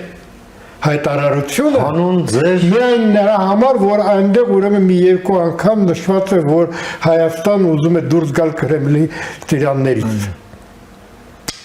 Այնպես որ իրեք ժամանակին սովետական միությունում մամուլ ամբողջովին կուսակցական էր եւ տարբեր հոդվածներ էին հայտնվում եւ ես միշտ զարմանում էի, որտեղ հոդվածներ այնքան թվում էր անհեթեթեր ու ունեի մի շատ լավ ղեկավար իմ դիսերտացիայի մի անգամ իրեն հարցրեց, ասի լավ, այս հոդվածները ում համար է գրվում։ Ասա դες թվում է դեր համար է գրվում։ Դա գրվում է Կրեմլի համար, որ կարդան ասեն, այո, այստեղ ճիշտ է ամեն ինչ գրված։ Այնպես որ կարծում եմ Թերթի անունն էլ էր, էլի ուշագրավ, Pravda։ Հա, այո։ Եվ կարծում եմ սա նույն պատմությունն է, որպեսզի կանխեն հարցը, որը կարող է այնտեղից ուրեմն հնչել Կրեմլից։ Ինչպես է հանդուրժում կամ ինչպես է գտնվում այդ ուրեմն կուսակցության շարքերում, մաս կազմում, որը նման ուրեմն հակակրեմլյան հայտարարությունով հանդես գալիս։ Դանոս չի, պարոն Բաբոյան, մոտավորապես։ Չէ, կարծեմ դանոս չի, արդարացում է։ Որպեսզի վաղը Կրեմլը, նույն Եդինայա Ռոսիան, ուրեմն որ մեղադրած ասես, այդ տեսեք մենք եկել ենք ձեր հետ միասին քննարկելու ձեր համագումարներ, համաժողովներ, չգիտեմ։ Իսկ այդ հայտարարությունը, որը ԵԺԿ-ն արեց, մենք դա դատապարտում ենք։ Շատ վատներ, չնայած նայում ես այնտեղ խոսվել է խաղաղության մասին, խոսվել է ուրեմն ղարաբաղցիների վերադարձի մասին, խոսվել է տնտեսության զարգացման մասին, անվտանգության մասին, խոսվել է ժողովրդավարության մասին, ամեն ինչի մասին խոսվել է, այն ինչ որ մեզ ձեռ է տալիս, գերիների մասին եւ այլն բաներ, բայց մենք դատապարտում ենք, որտեղ այնտեղ Կրեմլի անունը երկու անգամ ոչ այդքան էլ դրական ձևով օգտագործված է։ Նույն բանն է։ Եվ պարոն Բալասանյանն էլ ոչ թե նամակ է գրում, որ ձեր այդ վերաբերմունքը, հա, կամ դիրքորոշումը մեր ժողովրդի հետ կապված գրավեց մեր ուշադրությունը, այլ գրում է ռուսներին։ Այսինքն չի նկատվում, էլի, շրջանակի կողմից։ Կա ցավոք սրտի այդ մտայնությունը կա եւ ցավոք սրտի շատ տարածված է, որ եթե դու ավելի լավ ցույց տաս քո լակեությունը, քո տերը կսկսի քո շահերը պաշտպանել։ Ոչ, քո տերը պարզապես կարտանագրի, որ դու իր լակերն ես։ Ոչ ավել, ոչ պակաս։ Եվ այսպես ասած, ընդունարանից առաջ թույլ չի տա մտնես, որովհետև դու ինքդ արձանագրում ես, որ դու լակե ես, որ դու պատրաստ ես քո ազգային շահերը դնել մի կողմ եւ սպասարկել քո տիրոջ շահերը։ Սա ես չեմ ուզում սա վերագրեմ որևէ կուսակցության կամ որևէ անհատին։ Սա տարածված մտածողություն է։ Փառք Աստծո, որ նա սկսում է կամաց վերանալ, բայց նա երկար է այդպես եղել։ Եվ սա չի վերաբերում միայն ռուսների հանդեպ մեր վերաբերմունքին։ Մոտորապես նույն բանը կատարվում էր Օսմանյան կայսրությունը։ Հայերի դիրքորոշումը հաճախակի այդպիսին է եղել։ Եվ ինչ ենք մենք շահել, ես չեմ կարծում, որ կա պարզ տրամաբանություն, լակեի հետ հաշվի չեն նստում։ Նա ունի կոնկրետ իր պարտականությունները։ Եվ ինչքան նա խոստովանի, ինչքան նա ասի, որ նա շատ է սիրում տիրոջը, որ նրա համար տիրոջ շահերը ամենակարևորն են, եկա կստանա մի պատասխան, բա ուրիշ ձևով պիտի լինի։ Դա է քո կարգավիճակը։ Եթե դու որպես ազատ անկախ մարդ արձանապատվություն ունեցող մոտենայր եւ սկսեիր իմ հետ ուրեմն լուրջ խոսակցություն, ես միգուցե կմտածեի, թե լավ, արի փորձենք մեր շահերը նայենք, ինչքանով է համընկնում, ինչքանով չի համընկնում, բայց դու սկզբից հայտարարում ես, որ դու պատրաստ ես քո ազգային խնդիրները դնել մի կողմ հանուն քո տիրոջ կամ ենթադրյալ տիրոջ շահերի ու հետո ասում ես եկեք մի հատ նայենք մենք ինչ կարող ենք դրանից շահել։ Ոչ մի բան։ Ամենալավը երևի դա կլինի կահավորված լակեի սենյակը։ Այո։ Շատ շնորհակալություն, պարոն Բաբայան, ձեր այս շատ կարևոր եւ ուշագրավ այս դիտարկումները մեր հեռուստադիտողին ներկայացնելու եւ ձեր ժամանակից մեր եթերին հատկացնելու համար։ Շնորհակալ։ Մենք լսեցինք մեր գործընկերոջը, ռեժիսոր, պրոֆեսոր Ռուբեն Բաբայանին իր դիտարկումները կապված մեր, այսպես ասենք, որոշ հասարակական տրամադրությունների հետ։ Կարդաթարից հետո կվերադառնանք, մնացեք առաջին լրատվականի հետ։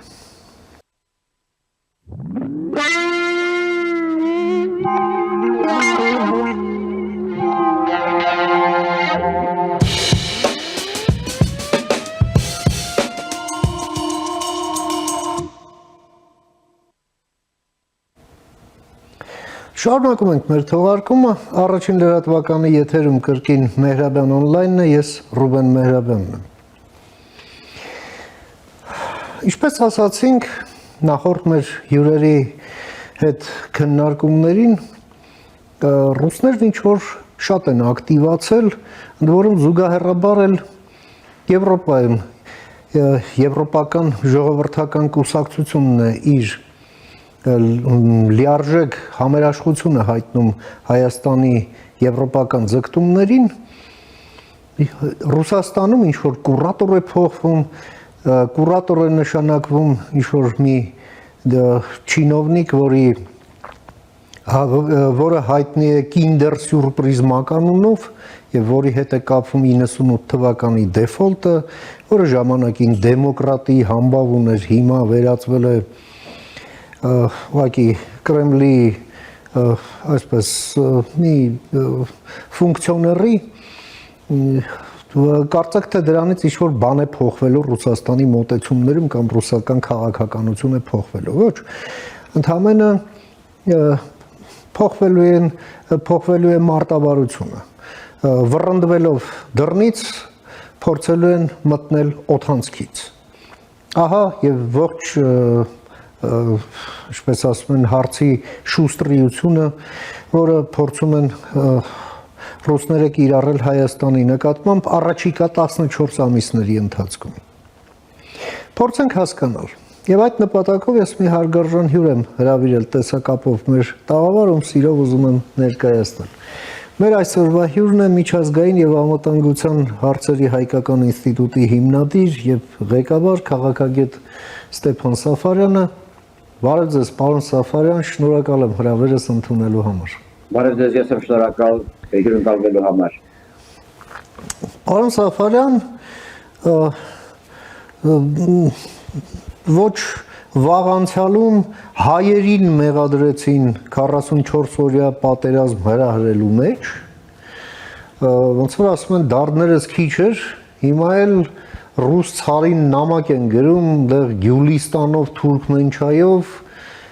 եւ նաեւ որ ռուս ժողովուրդն ու ռուսական պետությունն են մեզ փրկելու, հա? Ինչու է այս ամենն արվում, ինչու է սա հրապարակվում, այսինչ անհանգստություն, այսինչ ակտիվություն է դրսևորվում այս ռուսական ազդեցությամբ ոգեշնչվող շրջանակներում, համեցեք։ Ամեն ինչ շատ բացատրելի է, ամեն ինչ շատ հասկանալի է ժամանակային եւ կոնտեքստի բովանդակության առումով, ընդհանրապես ինձ ձեզ հայ հասարակության, հայ ժողովրդին խոշոր առումով անծանոթ չէ նամակ ռուսաց թագավորին շարքը, Ռուբեն, ես այսօր նամակը կարդացի եւ անկեղծ ասած եթե մտածում էի, որ դուք ձեր անձնական դիրույթում ոչ որպես իհարկե փորձագետ կամ հաղորդավար կամ պոդքասթավար, բայց երբ ասում եք Պուտին պամագի, ես մտածում եք ահագի դիստեվավոր խոսք է, դեպքերության համար կապվում եք, բայց ես անկեղծ ասած այդ նամակից խղճահարության ծանրագույն զգացողություններ ունեցա մի մարդու հանդեպ, ով գոնե քարոզչական դաշտում ներկայացվել է հրամանատար, գիտեք, այլ բան է Զորի Բալայանիզմը, երբ նամակի հեղինակը այսպես ասած լիրիկական դաշտից, սենտիմենտալ դաշտից մեկն է, որը կարող ենք համարել, որ զոհ է պատմության պրոպագանդիստական որոշակի դրսևորումների եւ այլն, բայց այլ բան է, երբ նման նամակ գրում է նման աղերսանքով, նման ողորմելիությամբ, ուրեմն խնդրանքով գրում է մեկը, ով ներկայացվել է եւ ներկայիս սերնդին եւ մեզ բոլորիս նախկինում որպես արցախյան գոյամարտի հրամանատարներից մեկը ստորում նրան վիճակվել է նաեւ լինել Արցախի անվտանգության խորհրդի քարտուղար պատմական բավականին բարդ ժամանակահատվածում եւ երբ կինոժապավենի նման իրադարձությունների հետ է տալիս սկսում ես նաեւ հասկանալ Արցախի հետ կատարված ողբերգությունը իր բոլոր խորհրդներով, որովհետեւ ես իհարկե հասցրել եմ շատ կարճ, բայց շատ դիպուկ արձագանքել այս ամոթալի դրսևորմանը, անպատվաբեր հրամանատարին ոչ հարիր եւ ընդհանրապես այսքան տառապանքներով անցած ժողովրդի ներկայացուցիչին ոչ հարիր գործելավոճով սա ուղղակի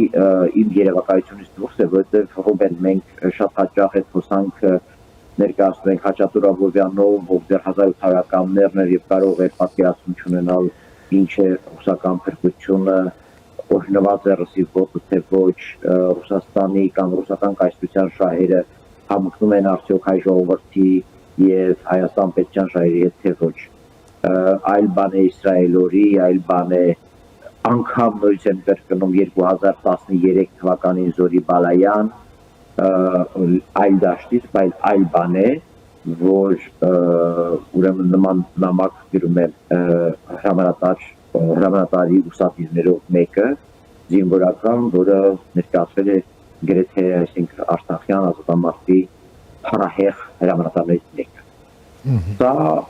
ողբերգություն է մարդկային առումով ինձ համար եւ կարծում եմ շատ-շատերի համար ովքեր հասկանում են թե ինչ է նշանակում այսքան արհավիրքներից հետո որի հետևում անհնար է թաքցնել ռուս-թուրքական հերթական համաձայնությունը անհնար է չկարդալ ռուս քաղաքագետների պաշտոնյաների տեքստերը անհնար է կարդացած չլինել նոյեմբերի 9-ի հայտարարությունը որպես անվտանգության խորհրդի քարտուղար եւ կանգնել դրանից հետո նամակում գրել, որ Արցախի հայությունը հայրենազրկվել է ուրեմն ինչ հանգամանքների բերումով ոչ տղամարդություն հերիքի, ոչ քաջություն, հրամանատարի քաջություն բավականացնի, չնշելու թե որոնք են այդ ինչ հանգամանքները։ Մոռանալ, որ եղել է նոյեմբերի 9-ի հայտարարություն, մոռանալ, որ նոյեմբերի 9-ի հայտարարությունը եղել է այն պայմանը, որով Ռուսաստանը կանգնեցրել է նույն համաձայնության դեպքում Ռուսաստանը կանգնեցրել է պատերազմ եւ ինքը թերևս այդ երակողմ հայտարարության մեջ մեկ դուրս կողմ է եղել հայկական կողմը բոլորը շահել են Ադրբեջանը շահել է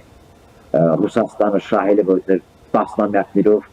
ամեն ինչ մտմտում էր որ այնտեղ տեղակայ միակ հակամարտության գործին ինչպես շեշտվում էր շատ դեպքերում մինչև 20 թվականը միակ հակամարտության գոտի որտեղ տեղակայված չէին ռուսական խաղապահները, ռուս խաղապահները ինչպես Տրանսնեստրիայում, ինչպես հարավային Օսիայում եւ Աբխազիայում եւ այդ գոտում տեղակայեցին դառնալով շահողներից մեկը, երկրորդ շահառուն, եթե չասեմ առաջ շահուն։ Կից հետո չհասկանալ ինչ է կատարվել քո հետ, չհասկանալ ինչ է կատարվել Արցախի հետ, չլսել Շոյգուի հայտարարություններ, չլսել Պուտինի հայտարարություններ Արցախի պատկանելիության մասին, Ադրբեջանի պատկանելիության մասին, գալ կապել հայրենական պատերազմի հետ, նացիզմի դեմ մեր պապերի, այսում եւ իմ պապի, քո պապի տարած հաղթանակի հետ, մոռանալ, որ նույն Ալիևը, երբ հարձակվել էր Արցախի վրա, հենց ինքն էր հայկական ֆաշիզմի դեմ հռչակել Ադրբեջանի մեծ հայրենական պատերազմը, գալ եւ մայիսի 9-ի կապակցությամբ Վլադիմիր Վլադիմիրիչին շնորհավորել ու աղերսագին խնդրել, սա նշանակում է լինել հուսահատության, ողորմելիության վերջին փուլում եւ բայց այդքան պրիմիտիվ չհամարենք իրեն, որովհետեւ այն դիսկուրսը, որը բացել է Վիտալի Բալասանյանը, իրականում մեկ մեղ ունի հոմեն, ես դրա մասին գրել եմ։ Այդ մեղը հետեւյալ Արցախի փրկությունը եւ Արցախի փրկությունը շարունակում է մնալ եւ լինել ռուսը եւ Ռուսաստանը։ Սա ինձ եւ ձեզ ծանոթ բանաձևն է, որը բարձրաձայնել է Տեր Սարգսյանը, որ Արցախի բանալին եւ Արցախի պատերազմի կանգնեցման բանալին ուրեմն Մոսկվայում։ Սա մի բանաձև է, որը հնչեցրել է Ռոբերտ Քոչարյանը, սա մի բանաձև է, որը հնչեցրել է Լևոն Տեր-Պետրոսյանը։ Եվ այս երեք իրար հաջորդած նախագահությունները Հայաստանին եւ Արցախին կանգնեցրել են հայտնի կոտրած դաշտակի առջև եւ հիմա Վիտալի Բալասանյանը կրկին շրջանառության մեջ է դնում ոչ թե այն, որ ինքը հավատում է, որ Ռուսաստանը եւ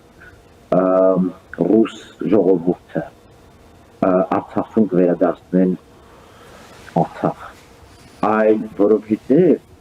այդ դիսկուրսը պիտի շարունակեր մեկ այլ դիսկուրսի, որը օրեր առաջ բացել է Ռոբերտ Քոչարյանը, խոսելով դեպի Ռուսաստան ճիշտ ընտրության մասին, այդ կոնտեքստում քննադատելով Ուկրաինայի եւ նրա նախագահներին, Ուկրաինայի ժողովրդին, որ սխալ ընտրություն են կատարել,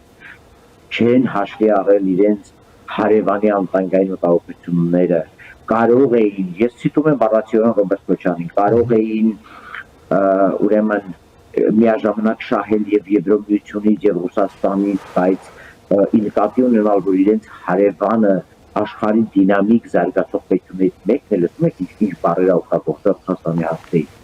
Այս ամբողջը ճիշտ է Ռուսաստանն է, այսինքն Ռոբերտ Քոչարյանի բացատրած դիսկուրսը ճիշտ է Ռուսաստանն է։ Ուկրաինայի դեմ պատերազմում ճիշտը Ռուսաստանի կողմն է կամ Ռուսաստանը ճշտի կողմն է։ Այս դիսկուրսը սա է։ Վիտալի Բալասանյանը շարունակել է այդ դիսկուրսը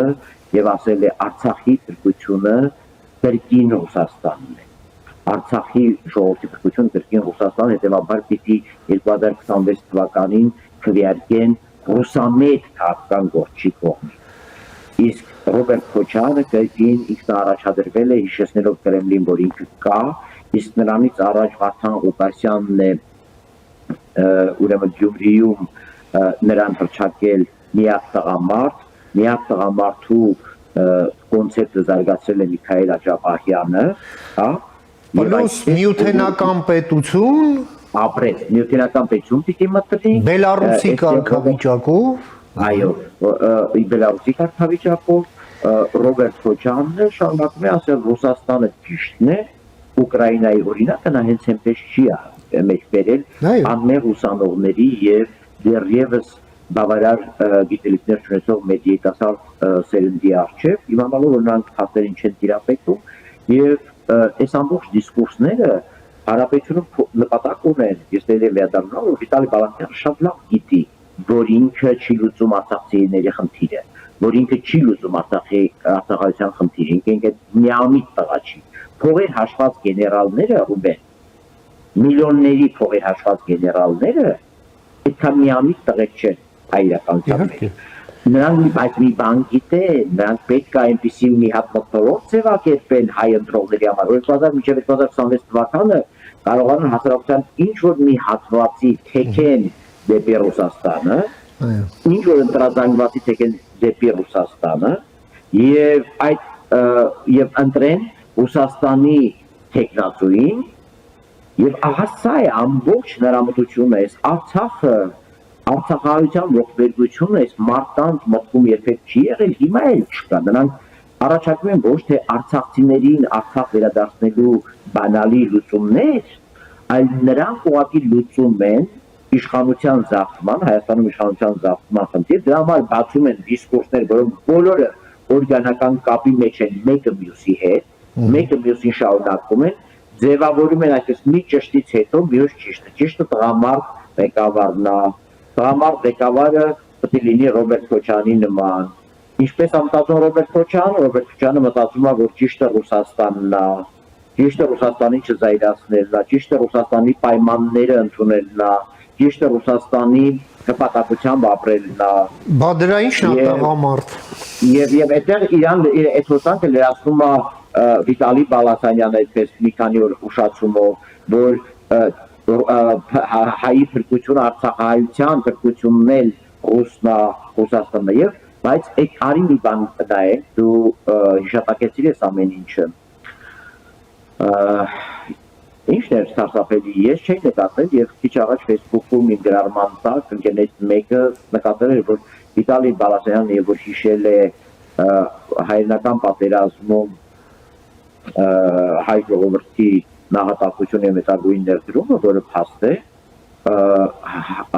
միայն առանձնացրել է նրանց, ովքեր ծագումով արցախցի են։ Միայն առանձնացրել է նրանց։ Ինքը նույնիսկ այդտեղ են հարաբություն արել, դիտակցված թե չդիտակցված, այն 600,000-ը, որ մենք տվել ենք հայնական մեծ պատերազմին, նույնիսկ դրանից են առանձնացրել նրանց, որոնք իրենց են համարում, որոնք իրենց մենքի մեջ են։ Ու այս այլանդակ մտածողությունը, որը բերեց հայաստանցի արցախցի աջակցին եւ որի հիմքում այ հենց այս մտածողությունն է, սադրողը հենց այս մտածողությունն է, եւ որ իրենց մենքում մենք չկայինք, բայց մեր մենքում իրենք կային։ 30 տարի շարունակ։ Մենք բոլորիս ասել ենք մենք, իրենք ասել են մենք դուք, եւ նույն այլանդակությունը դրսևորվեց շատ ավելի այլանդակ ձևով Ռոբերտ Քոչարյանի արտադրություն, երբ նա մեր մասին սկսեց խոսել երրորդ դեմքով, սա յոթեն ասում է միտքը չունի մի գաղտնիք, որը վարկը Երևան չբերի, նա ենթագիտակցորեն սպրտեց, որ ինքը մեր մենքի մեջ չի մտնում, որ ինքը պատերազմը սադրել են հայերը, սա կարող է ասել միայն երրորդ կողմը, Այո։ Հիմա սա է, բայց ավարտեմ հարցիդ մի դիպուկ պատասխան եւս տալով, ես հասկանում եմ, որ ավելի շատ ես եմ խոսում, քան դուք, Չէ, իհարկե։ Տենց էլ պետք է լինի։ Այսօր։ Բայց գիտեք ինչ նախնդիրի ես, որը այն փորձագետներից եմ ձերդ միասին, որ անդադ հիշեցնում է, որ 2020 թվականի նոյեմբերի 9-ին ստորագրված պայմանագիրը 5 տարի ժամկետ էր նախատեսում ռուս խաղապահների տեղակայման համար, հիշում եք։ Եվ այդ պայմանագրի համապատասխան կետը նոյեմբերի 9-ի պայմանագրի 2-րդ թե 3-րդ կետերը չեմ հիշում էական չի կետի համարը, բայց հստակ հիշում եմ ձևակերպումը։ Եվ այդ ձևակերպումը նա կարդացել է, Վիտալի Բաղդասարյանը կարդացել է նաև անվտանգության խորհրդի քարտուղար եղած ժամանակ, միգուցե նաև որպես արցախցի ինչ է գրված այդ կետում։ Այդ կետում գրված է, որ 5 տարին լրանալուց հետո, այսինքն 2025 թվականին, նոյեմբերի 9-ից 6 ամիս առաջ, այսինքն մայիսի 9-ին, լրանում է այն վերջին օրը, երբ կողմերը, տվյալ պարագայում Հայաստանը եւ Ադրբեջանը, կարող են առարկություն հայտնել ռուս խաղապահների տեղակայման ժամկետի երկարաձգման կապակցությամբ։ Ու պայմանագիրը ասում է, հայտարարությունը ասում է, եթե նրանք դա չեն անում մինչև նոյեմբերի 9-ը, ապա համարվում է, որ Արցախում ռուս խաղապահների տեղակայման ժամկետը ավտոմատ երկարաձգվում։ Մայիսի 9-ից հետո նույնիսկ կարող ես մայիսի 9-ից հետո առարկություն հայտնել, բայց դա այլևս առարկություն չի։ Կարևորը որ այդ առարկությունը հայտնես մինչև մայիսի 9-ին։ Հիմա Վիտալի Բալասանյանը թուղթ ուղղիչը վերցրել է, ամեն ինչ հիշել է, որ կա հայրական պատերազմ։ Չի հիշել, որ հայրական պատերազմում միայն Արցախի հայերը չեն կռվել, այլ նաև Հայաստանի հայերն են կռվել եւ շեշտել է միայն նրանց վաստակը։ Ամենայն հարգանքով մեր նախնիների Արցախցի գեներալների, շալյանցի, Չաբախովեցի գեներալ բոլորի հանդեպ։ Շարքայինների էլ։ Իհարկե։ Այո։ Բայց նա մի կողմ տոն ինչպես իմ ընկերներից մեկն է նկատել, ասում նա նույնիսկ առանձնացրեց Հայաստանի կռվածներից իրենց։ Հիմա էտել եմ թողնում իր խղճին եւ իր բարոյականության։ Ամեն ինչ հիշել է, նացիզմը, չգիտեմ ինչը, չի հիշել, որ Ալիևը ինքն է մեզ հայկական ֆաշիզմ համար եւ այլն, ինչպես ես ասացի, ու չի հիշել, որ նոյեմբերի 9-ի այդ կետը կա։ Եթե դու հույսդ կապում ես եւ նաեւ արցախցի եւ ողջ համայն հայությանն ասում ես, որ Արցախ եւ Արցախում դեպի Արցախ կարող է վերադառնել միայն Ռուսաստանը եւ ոչ ժողովուրդը, կներեք, մոռանում ես, որ հարց տաս կամ թեկուզ պարզես, կամ թեկուզ պնդես, կամ թեկուզ քո նամակում ասես, որ հարգելի Վլադիմիր Վլադիմիրովիչ, կամ ինչպես իրանք են ասում Վլադիմիր Վլադիմիրովիչ, եթե Ադրբեջանը մինչև նոյեմբերի 9-ը չի հայտնել առարկություն, Հայաստանն էլ չի հայտնել առարկություն, արդյոք սա նշանակում է, որ նոյեմբերի 9-ի փաստաթղթի մյուս կետերը կան եւ թղթի վրա, ոչ գետնի վրա, բայց որը թղթի վրա ռուս խաղապահների ժամկետը երկարաձգվում է ավտոմատ 5 տարի ժամկետով եւ եթե դա այդպես է, արդյոք ռուս խաղապահ վերադառնալու է եւ Արցախի վերադարձի անվտանգության երաշխավոր դառնա։ Ժամանակակից փաստերը, որոնք դու տիրապետում ես որպես անվտանգության խորհրդի քարտուղար, չես հիշատակում։ Հիշատակում ես 80 տարվա վաղեմության երրորդ համաշխարհային պատերազմ, սա արդյոք ցույց չի տալի Ռուբեն եւ չի ապացուցում այն, որ այդ մարդկանց մտահոգությունը ոչ թե արցախցիների վերադարձի լուծում առաջարկելն է, այլ ուղղակի այն, ինչ ես նկարագրեցի, այսինքն դիսկուրսներ բացել, որոնք Հայաստանում թույլ կտան ձևավորել դեպի Ռուսաստան հակված, դեպի Ռուսաստանը հակված հատկան գործին ընտրազանգված։ Ես պնդում եմ, որ երկրորդ տարբերակ։ Հետևաբար, եկեք ավարտենք այսքանով այս թեման, դա ողորմելի թեմա է, դա անպատվաբեր թեմա է։ Եթե սա է հայ հրամանատարը, բայց բարեբախտաբար նա չէ, որտեղ մենք ունենք Մոնթե, մենք ունենք Վազգեն Սարգսյան, մենք ունենք մյուսներ եւ այլն, բարեբախտաբար նա չէ միայն հրամանատարը, որտեղ եթե միայն նա լիներ, այդ դեպքում պիտի հոնգուր լաց լինեինք, որ Արցախյան գոյամարտի հրամանատարի միջին վիճակագրական կերպարը այսպիսին է, որը կարող է հուսահատությունից, անգերագիտությունից, պատմության չիմացությունից, պատմությունից դասեր չառնելուց եւ այլ գործոններով պայմանավորված նստել եւ այսպես ասած հուսահատության վերջին ճիչ նամակ գրել Պուտին բամագի բովանդակության։ Պարոն Սաֆարյան, դուք հիշատակեցիք այդ Զորի Բալայանիզմը, հա, որը այսինքն դրսևորումներից մեկը, բայց ոչ միակը, դա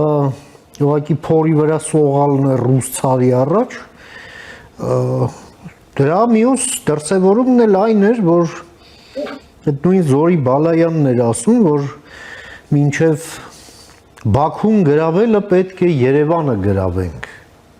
Կարծեք թե Երևանը թշնամական քաղաք էր, ինչ էր, բայց մենք տեսնում ենք նաև Ռոբերտ ներողություն Արցախի դեռնախավի համար թշնամական է։ Ներողություն։ Արի ուղղը իրենց աններով փոչի։ Հիմա փաստորեն մի վարքան հարցս ավարտեմ, պարոն Սաֆարյան։ Եվ Ռոբերտ Քոչարյանն էլ ինչպես է նկարագրում առաջին Արցախյան պատերազմը, որ ահա 150 հազարանոց Լեռնային Ղարաբաղը դիմագրավեց 7.5 միլիոնանոց Ադրբեջանին։ Այսինքն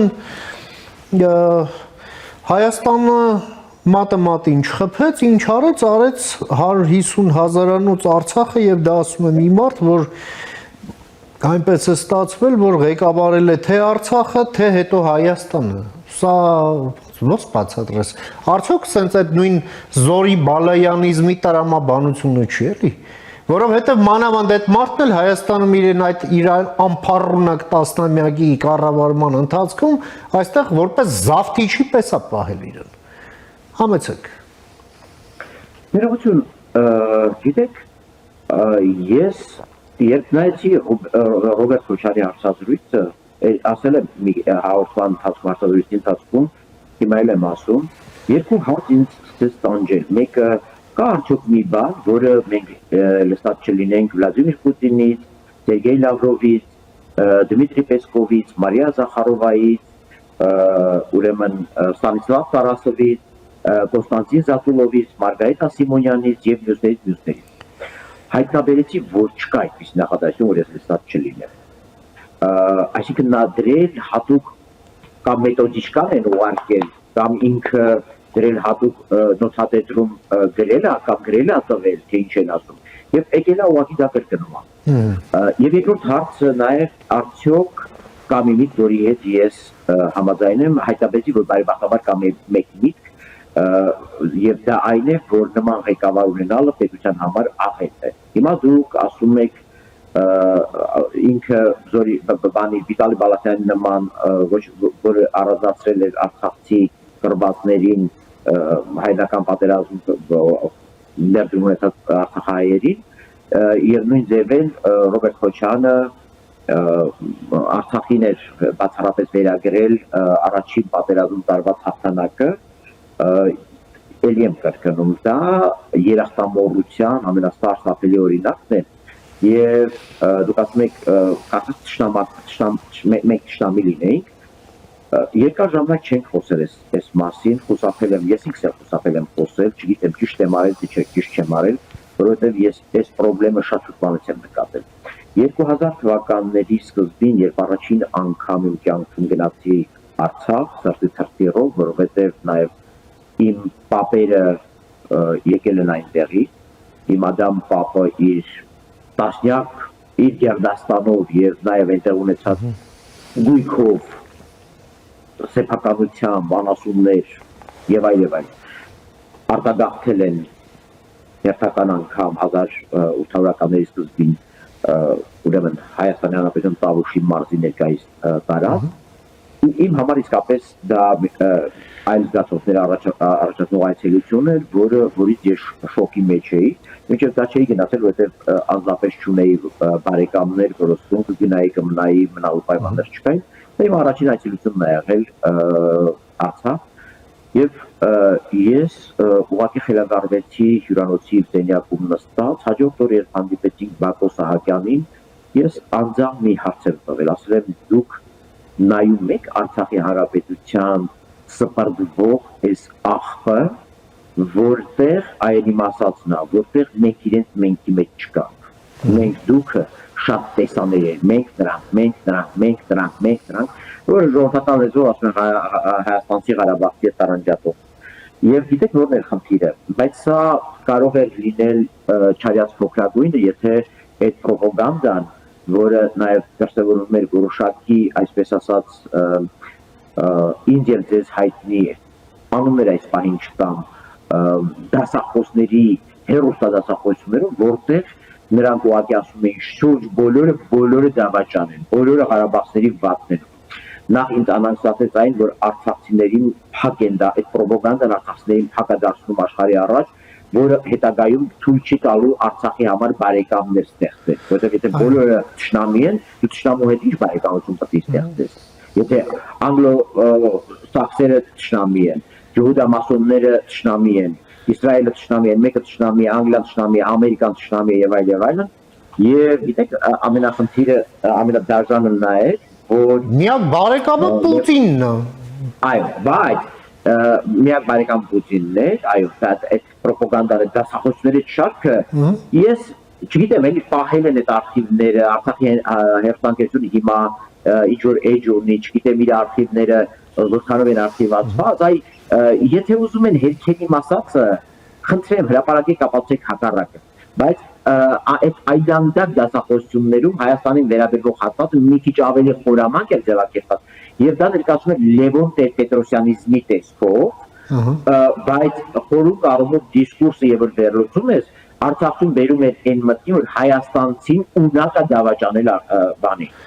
Արցախին, հասկանում եք, տրամաբանական հետևությունը այդ քարոզի տակ մեծացող սերնդի մոտ ավարտվում է այդ եզրահանգման, որը չէր հնչում հեռուստատեսությամբ, բայց տեղ էր թողնում այդպես եզրակացություն անելու, որովհետև ստացվում էր, որ չի կարելի թույլ տալ, որ Հայաստանը ղեկավարի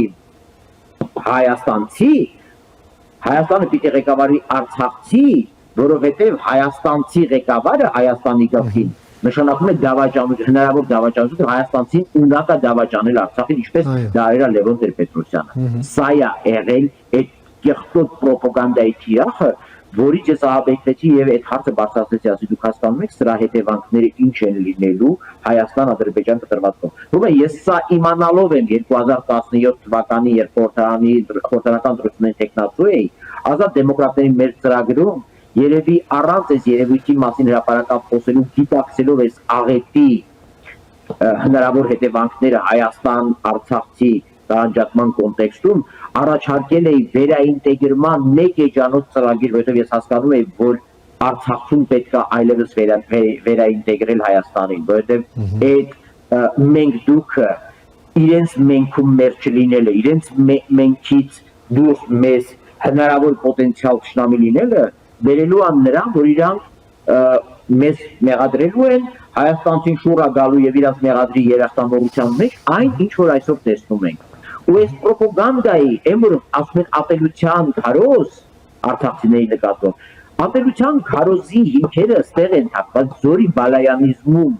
որը դու հակապետությունից թե երկար ես պատմեցի ուղղակի օրինակներով ցույց տալու համար, որ այդ սկզբից գրավեք Երևանը, հետո նոր Բաքու, այդ հերոստադասախոսությունների հետևանքն եղել, որի հարց ես բարձրացրել եմ Արցախում ու ասել եմ ամոթ է, վերջ տվեք այս ամեն ինչին։ Եվ մի փակ քննարկում տեղի ունեցավ հետազոտական կենտրոններից, չեմ ասում այս պահին անունը, բայց եթե շատ պնդի եւ փորձի հակադարձել այդ անունն կտամ, նախկին նախագահին մոտ հետազոտական կենտրոնը ասի ես առաջարկում եմ եկեք Արցախի սահմանները բացենք մեր առջև, Հայաստանի առջև, Հայաստանի հասարակական կազմակերպությունները մտնեն գործընկեր դառնան Արցախի հասարակական կազմակերպությունների հետազոտական կենտրոնն է։ Ես նույնիսկ 2014 թվականին իմից յոթի կանոնադրության մեջ հատուկ շեշտեցի, որ նպատակներից մեկն է Արցախում մասնաճյուղ ունենալը։ Եվ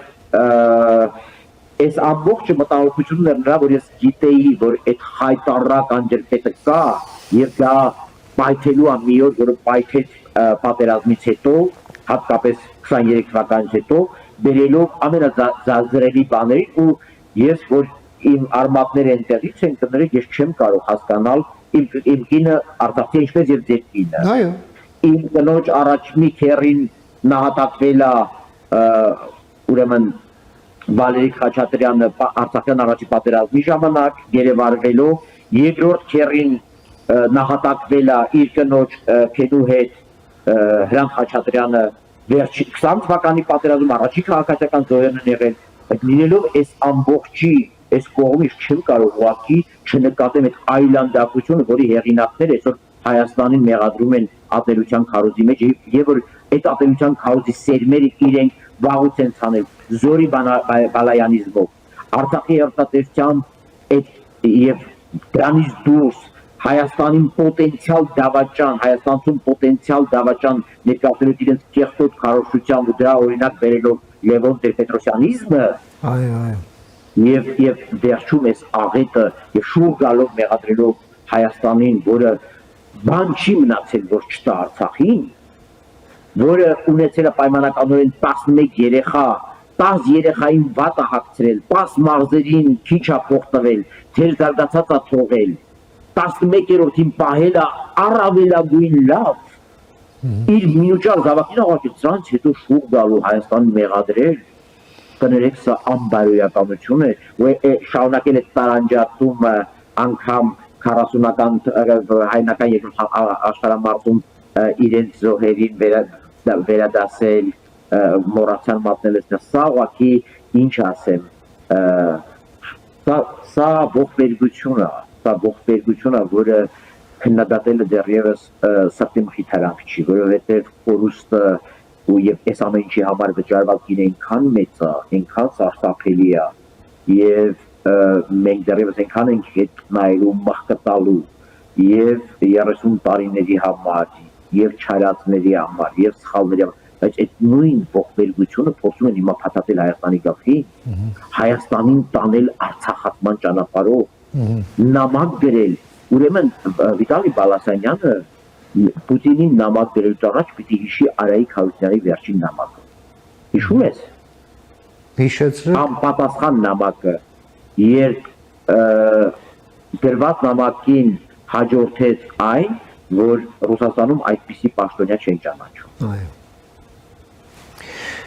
Եվ եզրափակելով, պարոն Սաֆարյան,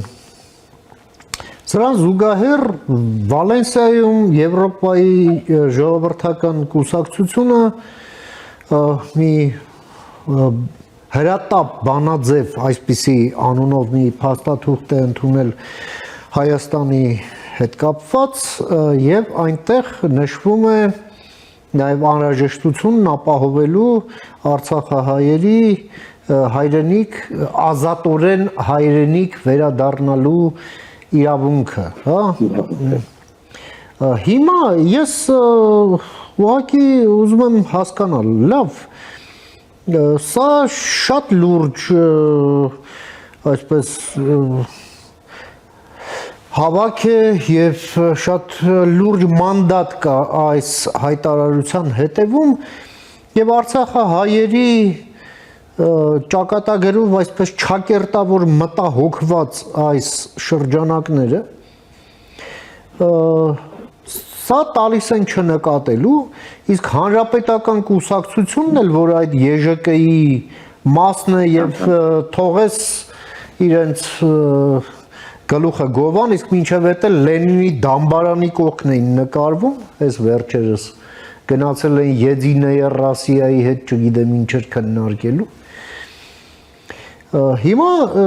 նրանք էլ դատապարտում են այդ հայտարարությունը։ Լավ, այս խելահեղությունը, այս խելագարությունը, որի հետ մենք գործ ունենք,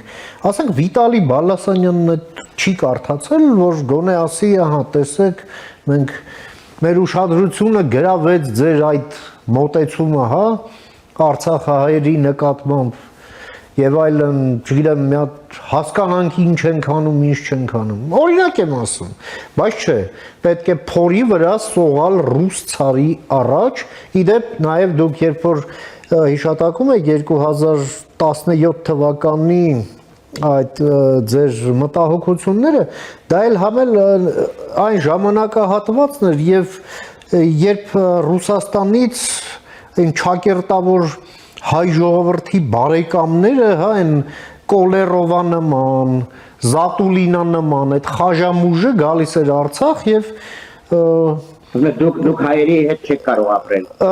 Չէ, ու լեկցիա են կարդում, որ դուք եք ճիշտ հայերը, հա, ռաֆինացված հայերը դուք եք։ Ռուսաստանի հետ դուք ունեք, դուք չեք կարող ապրել ոչ ադրբեջանցիների, ոչ հայաստանցիների հետ։ Սա Զատուլինի հայամետ Զատուլինի խոսքերն են։ Հայ ժողովրդի բարեկամ։ Այո։ Հիմա ես լավ, այս ամենն էլ որ տեղի ունեցավ, ասենք ոմանց թույլ տրվի ասել անանցանելի գլխին չհասավ փաստորեն, հա, այս ամենը, ու ես ոնց հասկանում եմ, այդ իներցիան, այդ զորի բալայանական, ռուսազորի բալայանական պատկերացումների շարունակվում է փաստորեն։ Ռուբեն, լավ տեղից ես հիշեցնում, որտեղ ես եթե խոսեմ, թե ինչպես է հանրապետականը դարձել ԵԺԿ-ի անդամ, երևի ժամեր կպահանջվեն, բայց արի դրա մասին չխոսենք, եթե հետաքրքիր կլինի, դա էլ կպատմեմ, որովհետև առաջինը մենք էինք դիմել, հետո իրենք խցկվեցին, եւ ԵԺԿ-ում եւ որ մենք վետո էինք դնում ժառանգությունով, ես էի ժառանգության, այսպես ասած, արտաքին հարաբերությունների պատասխանատուն, մենք առաջին դիմորդն ենք եղել, մենք վետո ենք դնում, որ իրենք այդ եվրոպական արժեքներին չեն դավանում, իրենք եվրոպական հեռանկարին Հայաստանի չեն հավատում, ինչու եք տանում իրան, որովհետև ԵԺԿ-ը ընդունում է նաև Էրդողանի կուսակցություն արդարություն եւ զարգացումը, հետո շատ կարճ ժամանակ հետո համոզվեցին, որ նա ժողովրդավարական չի եւ հեռացեցին ԵԺԿ-ին։ Հիմա երբ որ մենք դիմեցինք եւ դա բավականին ծանրանդամակցության process էր, որովհետեւ կուսակցությունը ինքը լիքը չափանիշների պիտի հավասաներ, գալիս էին փաստահավաք առաքելություններ եւ որ ժառանգության կողմից այդ խնդիրները դրվեցին, որ ես ոնց եք այս ում եք տանում եվրոպական կուսակցության ինձ երջանկահիշատակ Վիլֆրեդ Մարտենսը նրա ուրեմն արտաքին հարաբերությունների ընդլայնման հանձնակատարը ուրեմն Նիկոլան եւ այլն շրջեցին, ասեցին պարոն Սաֆան, բայց դրանից միգուցե հենց իրենք փոխվեն բոլոր դեպքերում, քանի որ Հայաստանը ուզում է բանակցել Ավստրալիան համաձայնագիր, ազատ եւ խորիվ համապարփակ ինչ-որ ձևով բանանում, դա Հայաստանն էլ կօգնի լավացնել, իրենք ավելի վերահսկելի կլինեն որպես իշխանություն եւ այլն։ Բայց իրենք չէին համապատասխանում, հիշում եք այդ ժամանակ Բարգավաճ Հայաստանին մերժեցին, ԵԺԿ փաստաբախում եկավ, իրենք հաստատողությամբ մտան ԵԺԿ եւ հիմա ուրեմն նայեք Ռուբեն, պիտի ձեր հարցում շեշտեիք Արցախյան ծագումով երկրորդ նախագահի, այսինքն երկրորդ Արցախյան ծագումով նախագահի, որ Հայաստանը ունեցել է, կուսակցությունը դատապարտում է ԵԺԿ-ի իր կուսակցական ընտանիքի հայտարարությունը եւ հələ մի կողմ են թողնում են մեղադրակներ, որտեղ ասել են մեր հետ չեք քննարկել, մենք կարծիք ասեինք, առանց մեզ դա ընդունել եք, ոնց որ Նիկոլ Փաշինյանի գրասենյակում գրածը լինեք այդ տեքստը եւ այլն, բայց մի այլանդակ բառ են օգտագործել, ասում են այնտեղ ձեր հայտարարության մեջ ամրագրվածը կապ չունի հայ ժողովրդի իրական շահերի հետ։ Ու ԵԺԿ դու լավ ցիտեցիր։ ԵԺԿ-ն ասել է Արցախցին պետք է վերադառնա իր հայրենիք։ Այո։ Դու հասկանում ես մենք ինչի հետ գործ ունենք։ Մեր հերոստատիտողը հասկանում է, այս ինչա լսում իրականներով։ Ուրեմն Արցախցի ծագումով մեզ ասել են, որ Հայաստանի ղեկավարը լինի Արցախցի, որպեսի Արցախ Հայաստանը իրար հետ մնա, որպեսի Արցախ չկորցնենք։ Եվ այսօր երրորդ նախագահը, որ նույնպես Ռոբերտ Քոչարյանի նման ծագումով Արցախցի է, կանգնում է ասում է ԵԺԿ գլուխը պատին է տվել,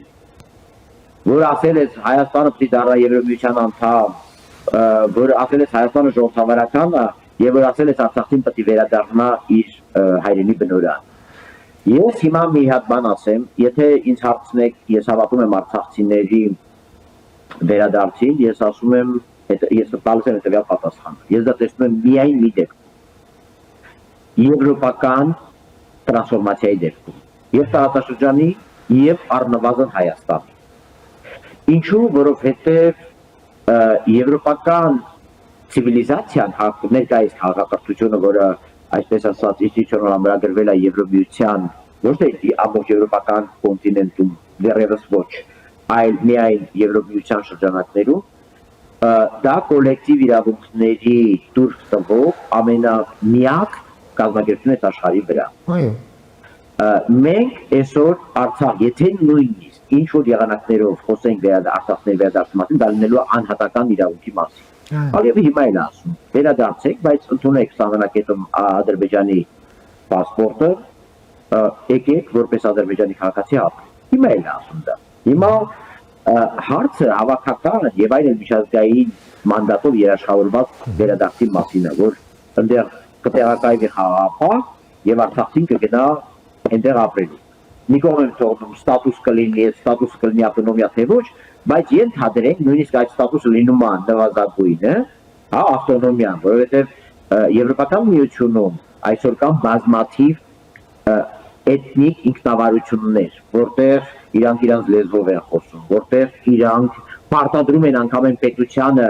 որի անդամ են իրենք, ինչպես օրինակ Ալանդյան կղզիները, դու հրաշալի գիտես, իմ հետ միասին եղել ես այդ փորձի փոխանակման մեջ այցելել ենք այնտեղ, ծանոթացել ենք հետհակամարտության մոդելին վրացիների եւ ադրբեջանցիների հետ միասին։ Պարտադրում են Ֆինլանդիային ունենալ երկրորդ պաշտոնական լեզու շվեդերեն եւ ապրում են դե ֆակտո անկախ ռեժիմով։ Հիմա,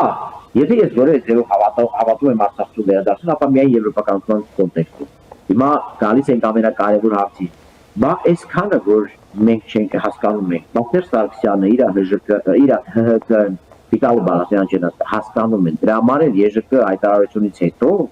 հարգելի Ռուբեն, հարգելի պարոն Մեհրաբյան, դրա համար էլ Վիտալի Բալասյանյանը ասել է ոչ, արցախցիների միակ հույսը Ռուսը եւ Ռուսաստանն են, հասկացաք ինչա տեղի ունեն։ Այո։ Սա է տեղի ունեն, այսինքն ԵԺԿ-ին էլ են պատասխանել անամոթաբար, որ քիթեր մի խոթեք, Հայաստանը Եվրոպա չպետք է գա եւ արցախցիների միակ վերադարձը պիտի ապահովի Ռուսիա եւ Ռուսաստանի ժողովուրդը։ Սա է ասվել։ Այո։ Սա է ասվել եւ նաեւ արի այս հարցին, այս հայտարարությունների այս օրգանական միասնությունը կամ կապը, ինչպես Ռոբերտ Քոչարյանն ասել, քիմիան ընդգծելուց հետո մի բան էլ ավելացնեմ։ Համեցեք։ Հիշում ես, որ բանի ներողություն Վիտալի Բալասանյանի կողմից եւ ընդհանրապես Ռոբերտ Քոչարյան այս ամբողջին ուրեմն այս ամբողջի հետ կապված որ ուզում ենք հասկանալ այս ակտիվությունը այդ հյուսային գետակի բազում հայաստանյան վտակները ինչու են քչքչում, ինչու են աղմկում այս հարցի պատասխան հասկանալու համար արի հիշենք երբ անցած տարի ապրիլի 5-ին պիտի ստորագրվեր Բլինկենի, Ուրսուլա ֆոն դեր Լայեն, Շարլ Միշելի, վարչապետ Ալիևի, ներողություն, վարչապետ Նիկոլ Փաշինյանի Հայաստան ԱՄՆ Եվրոմիություն այդ երակողմ այդ հայտնի հայտարարությունը հիշում ես ինչպես էին ակտիվացել սրբազան շարժումը երբ առաջացել այն ժամանակ այդ ժամանակներում ապրիլ այն որ ես տավուշցի լինելով եւ համաձայն չլինելով իշխանության կողմից որդեգրված համագործման մեթոդաբանությանը ես նաեւ չէի կարողանում կանգնել այն մյուս կողմից չի չէի կարողանում որովհետեւ գիտեի այդ շարժման օրակարգը տավուշի մասին չի այդ շարժման օրակարգը Հայաստանի լավ սահման ունենալու ուրեմն մասին չի այդ ամբողջը եղել է որպեսզի կանխվի այդ հայտարարությունը երբ դա ստորագրվեց Ռուսաստանում ատամները կարճատացրեցին Ադրբեջանում ատամները կարճատացրեցին ինչ մեկ Ադրբեջանը նույնիսկ խորտում էր սպառնում էր պատերազմ ուզում էր տավուշից սկսել եւ այլ այո կազուս բելի էր ման գալիս այո կազուս բելի էր ուզում թույլ չտվեց իրան արվել բոլոր դեպքերում երկու մեծակարգերից տրնեցին ստիպեցին գնալ կանոնակարգի ստորագրման ճանապարհով ավերացման ճանապարհով հետո տարբեր ճնշումներ մինչև խաղաղության պայմանագրի բանակցման ավարտը Հիմա երկրորդ բանը ակտիվացումը այդ ինֆոջիհադիստների, ինչպես Բահրամ Աթանասյանն ալանդկա, այդ ինֆոմոջահեդների չէ, արդեն այն քաղաքական ակտիվիստների, քաղմոջահեդների եւ բոլորի ակտիվացումը հաջորդ տեղի ունեցավ երբ պիտի ստորագրվեր Հայաստան-Ամերիկա ռազմավարական գործընկերության համաձայնագիր։ Եվ ինչպես Ալիևն ու Ռուսաստանն էին ուզում կանխել դա, այնպես էլ նրանք էին ուզում կանխել դա։ Հիմա, պարոն Մեհրաբյան ջան, առաջկա օրերին Հայաստանը ժամանում Կայա Կալասը, Եվրոմիության արտաքին քաղաքականության եւ անվտանգության հարցերով հանձնակատարը, արտգործնախարարը Եվրոմիության։ Եվ ինչ է հայտարարել նա մինչև գալ։ Նա ասել է ես կգամ Հայաստան եւ տեղում ավելի լավ կզաղորդանամ Հայաստանի եվրոպական նկարտումներին։ Իսկ մինչև նրա գալը արդեն բանակցվել եւ ավարտական փուլ է մտել ինչը Հայաստան Եվրոմիություն ռազմավարական գործընկերության օրակարգը, որը գալիս է մեկ մակարդակ բարձրացնելու նախկին սեպան։ Հիմա հարցի պատասխանը արդեն ներերում է, ինչու են ակտիվացել, որպեսզի սա կանխեն։ Ինչա պետք իրանց ապացուցել, որ Հայաստանում չկա ժողովրդավարություն, որովհետև ԵԺԿ-ն էլ բան արել ընդգծել, որ Հայաստանը գնում է ժողովրդավարության ճանապարհով եւ ինքը բարձրագնահատում ռեֆորմները եւ այլն։ Եվ հետեւաբար իրենք ուզում են ապացույցներ ստանալ, որ հիշում ես մի քանի իրավապաշտպաններ կային, որոնք ձեռքիդ նաեւ Ռոբերտ Քոչարյանի փաստաբաններն էին։ Այո։ Այդեպ մի լավ բան հիշացնենք էլ մեր հերթատողներին։ Այսօր մեծ միջոցառում է եղել ուղիղ եթերներով նորել են բոլոր եւ Լախտեի, Մեյդան գազետի, 168 սահաթի, չգիտեմ եւ այլն, այդ ամբողջը Զերկալո եւ այլն, այդ ամբողջը ուր հերարցակերը եւ ամբողջ յուրիներ նվիրված են Ռոբերտ Քոչարյանի ապօրինի գույքերի նկատմամբ հանկարծ որևէ բան տեղի չունենա։ Այո։ Այս էլ ներքին շարժառիթներն էլ ես ուրեմն ինֆո մոջահեդների, քալիբների եւ մնացածի եւ ակտիվացման կապակցված ներքին ման խմբակային բաներ են, բայց խոշոր առումով այս ամբողջի նպատակը այդ ամեն ինչը կանխելն է, որպեսզի Հայաստանը իր քաղաքականությունը չդիվերսիֆիկացնի, որպեսզի Հայաստանը գործընկերներ չունենա եւ որպեսզի Հայաստանին հպատակեցնելը, Հայաստանին ենթարկեցնելը, Հայաստանին Բելարուս դարձնելը, Հայաստանին Արցախ դարձնելը լինի ուղղակի տեխնիկայի հարց։ Հիմա մեր հասարակության իմաստնությունը, որ եւ ձեր ամենահիմնական ապավենն է։ Ես մեկ-մեկ տեսնում եմ իշխանությունը այդպես շատ հեռատես չի քայլերում եւ արձագանքներում, վաղ արձագանքման քայլերում, վաղ կանխարգելման քայլերում, վաղ վնասած ձեռքման քայլերում եւ նաեւ հենց նեկուս 3 սադրանքին տրվելու այդ պահերով էլի, որովհետեւ բոլոր դեպքերում խնդիրը պիտի այլ դաշտ տեղափոխվեր եւ եթե ինչ-որ մի կողմ շատ գիտակցված քեզ տանում է դեպի պրովոկացիայի դաշտ, դու չպիտի տրվես քրովոկացիային, դու պիտի տանես խնդիրը իրավունքի, օրինականության, արդարության հաղթանակի դաշտ։ Հիմա այս քանի որ իմ ապավենը հիմնականում հասարակություն ես ուզում եմ, որ հասարակությանը մենք ավելի շատ բացատրենք, թե ինչ է կատարվում Հայաստանի շուրջ, ինչի համար է կատարվում, եւ իրենք հասկանան, որ խոշոր առումով դետալներում, այո, եթե նույնիսկ կան ցավալի վրիպումներ, ես համաձայն, բայց խոշոր առումով պատկերը եւ պետականությունը վերացնելու մասին է եւ այս առումով մենք բոլորս պիտի ձգտենք առավելագույն մեծ եւ լայն կոնսենսուսի թույլ չտալու, որ հանրապետության ոչ միայն երրորդ քաղաքում, այլ անգամ որևէ գյուղում ժողովրդավարության դեմ գործող, Հայաստանի Հանրապետության պետականության դեմ գործող որևէ ուժ մուխլոժներով, մուտիկներով, ինտրիգներով, ինչ այլ բառեր եմ օգտագործում, որի համար ներողություն եմ հայցում, բայց ավելի հասկանալիներով թույլ չպետք է ուղղակի իշխանության ամենաստորին ուղղակի ձևավորման իրավունքը եւ բանանը։ Այդ դրա համար էին ուզում իրենք, որ շատ արագ ջնջվի բոլորից անարդարության հոգնեցած նախկին ներկայ ջրբաժանը, որպես իրենք կարողանան խառնել խաղաքարտերը, նոր դեմքերով գալ Հայաստան, նոր դեմքերով ինչպես Ջորի Բալայանը կասեր, վերցնել Երևանը, Ահա։ հետո հանձնել Երևանը Այո։ ու դարձնել հերթական Մինսկ 2-ը։ Շատ շնորհակալ եմ, պարոն Սաֆարյան, Ես եմ ձեր այս չափազանց դետալիզացված եւ հանգամանալից այս ձեր դիտարկումները, եզրակացությունները եւ գնահատականները մեր հեռուստադիտողին ներկայացնելու եւ ձեր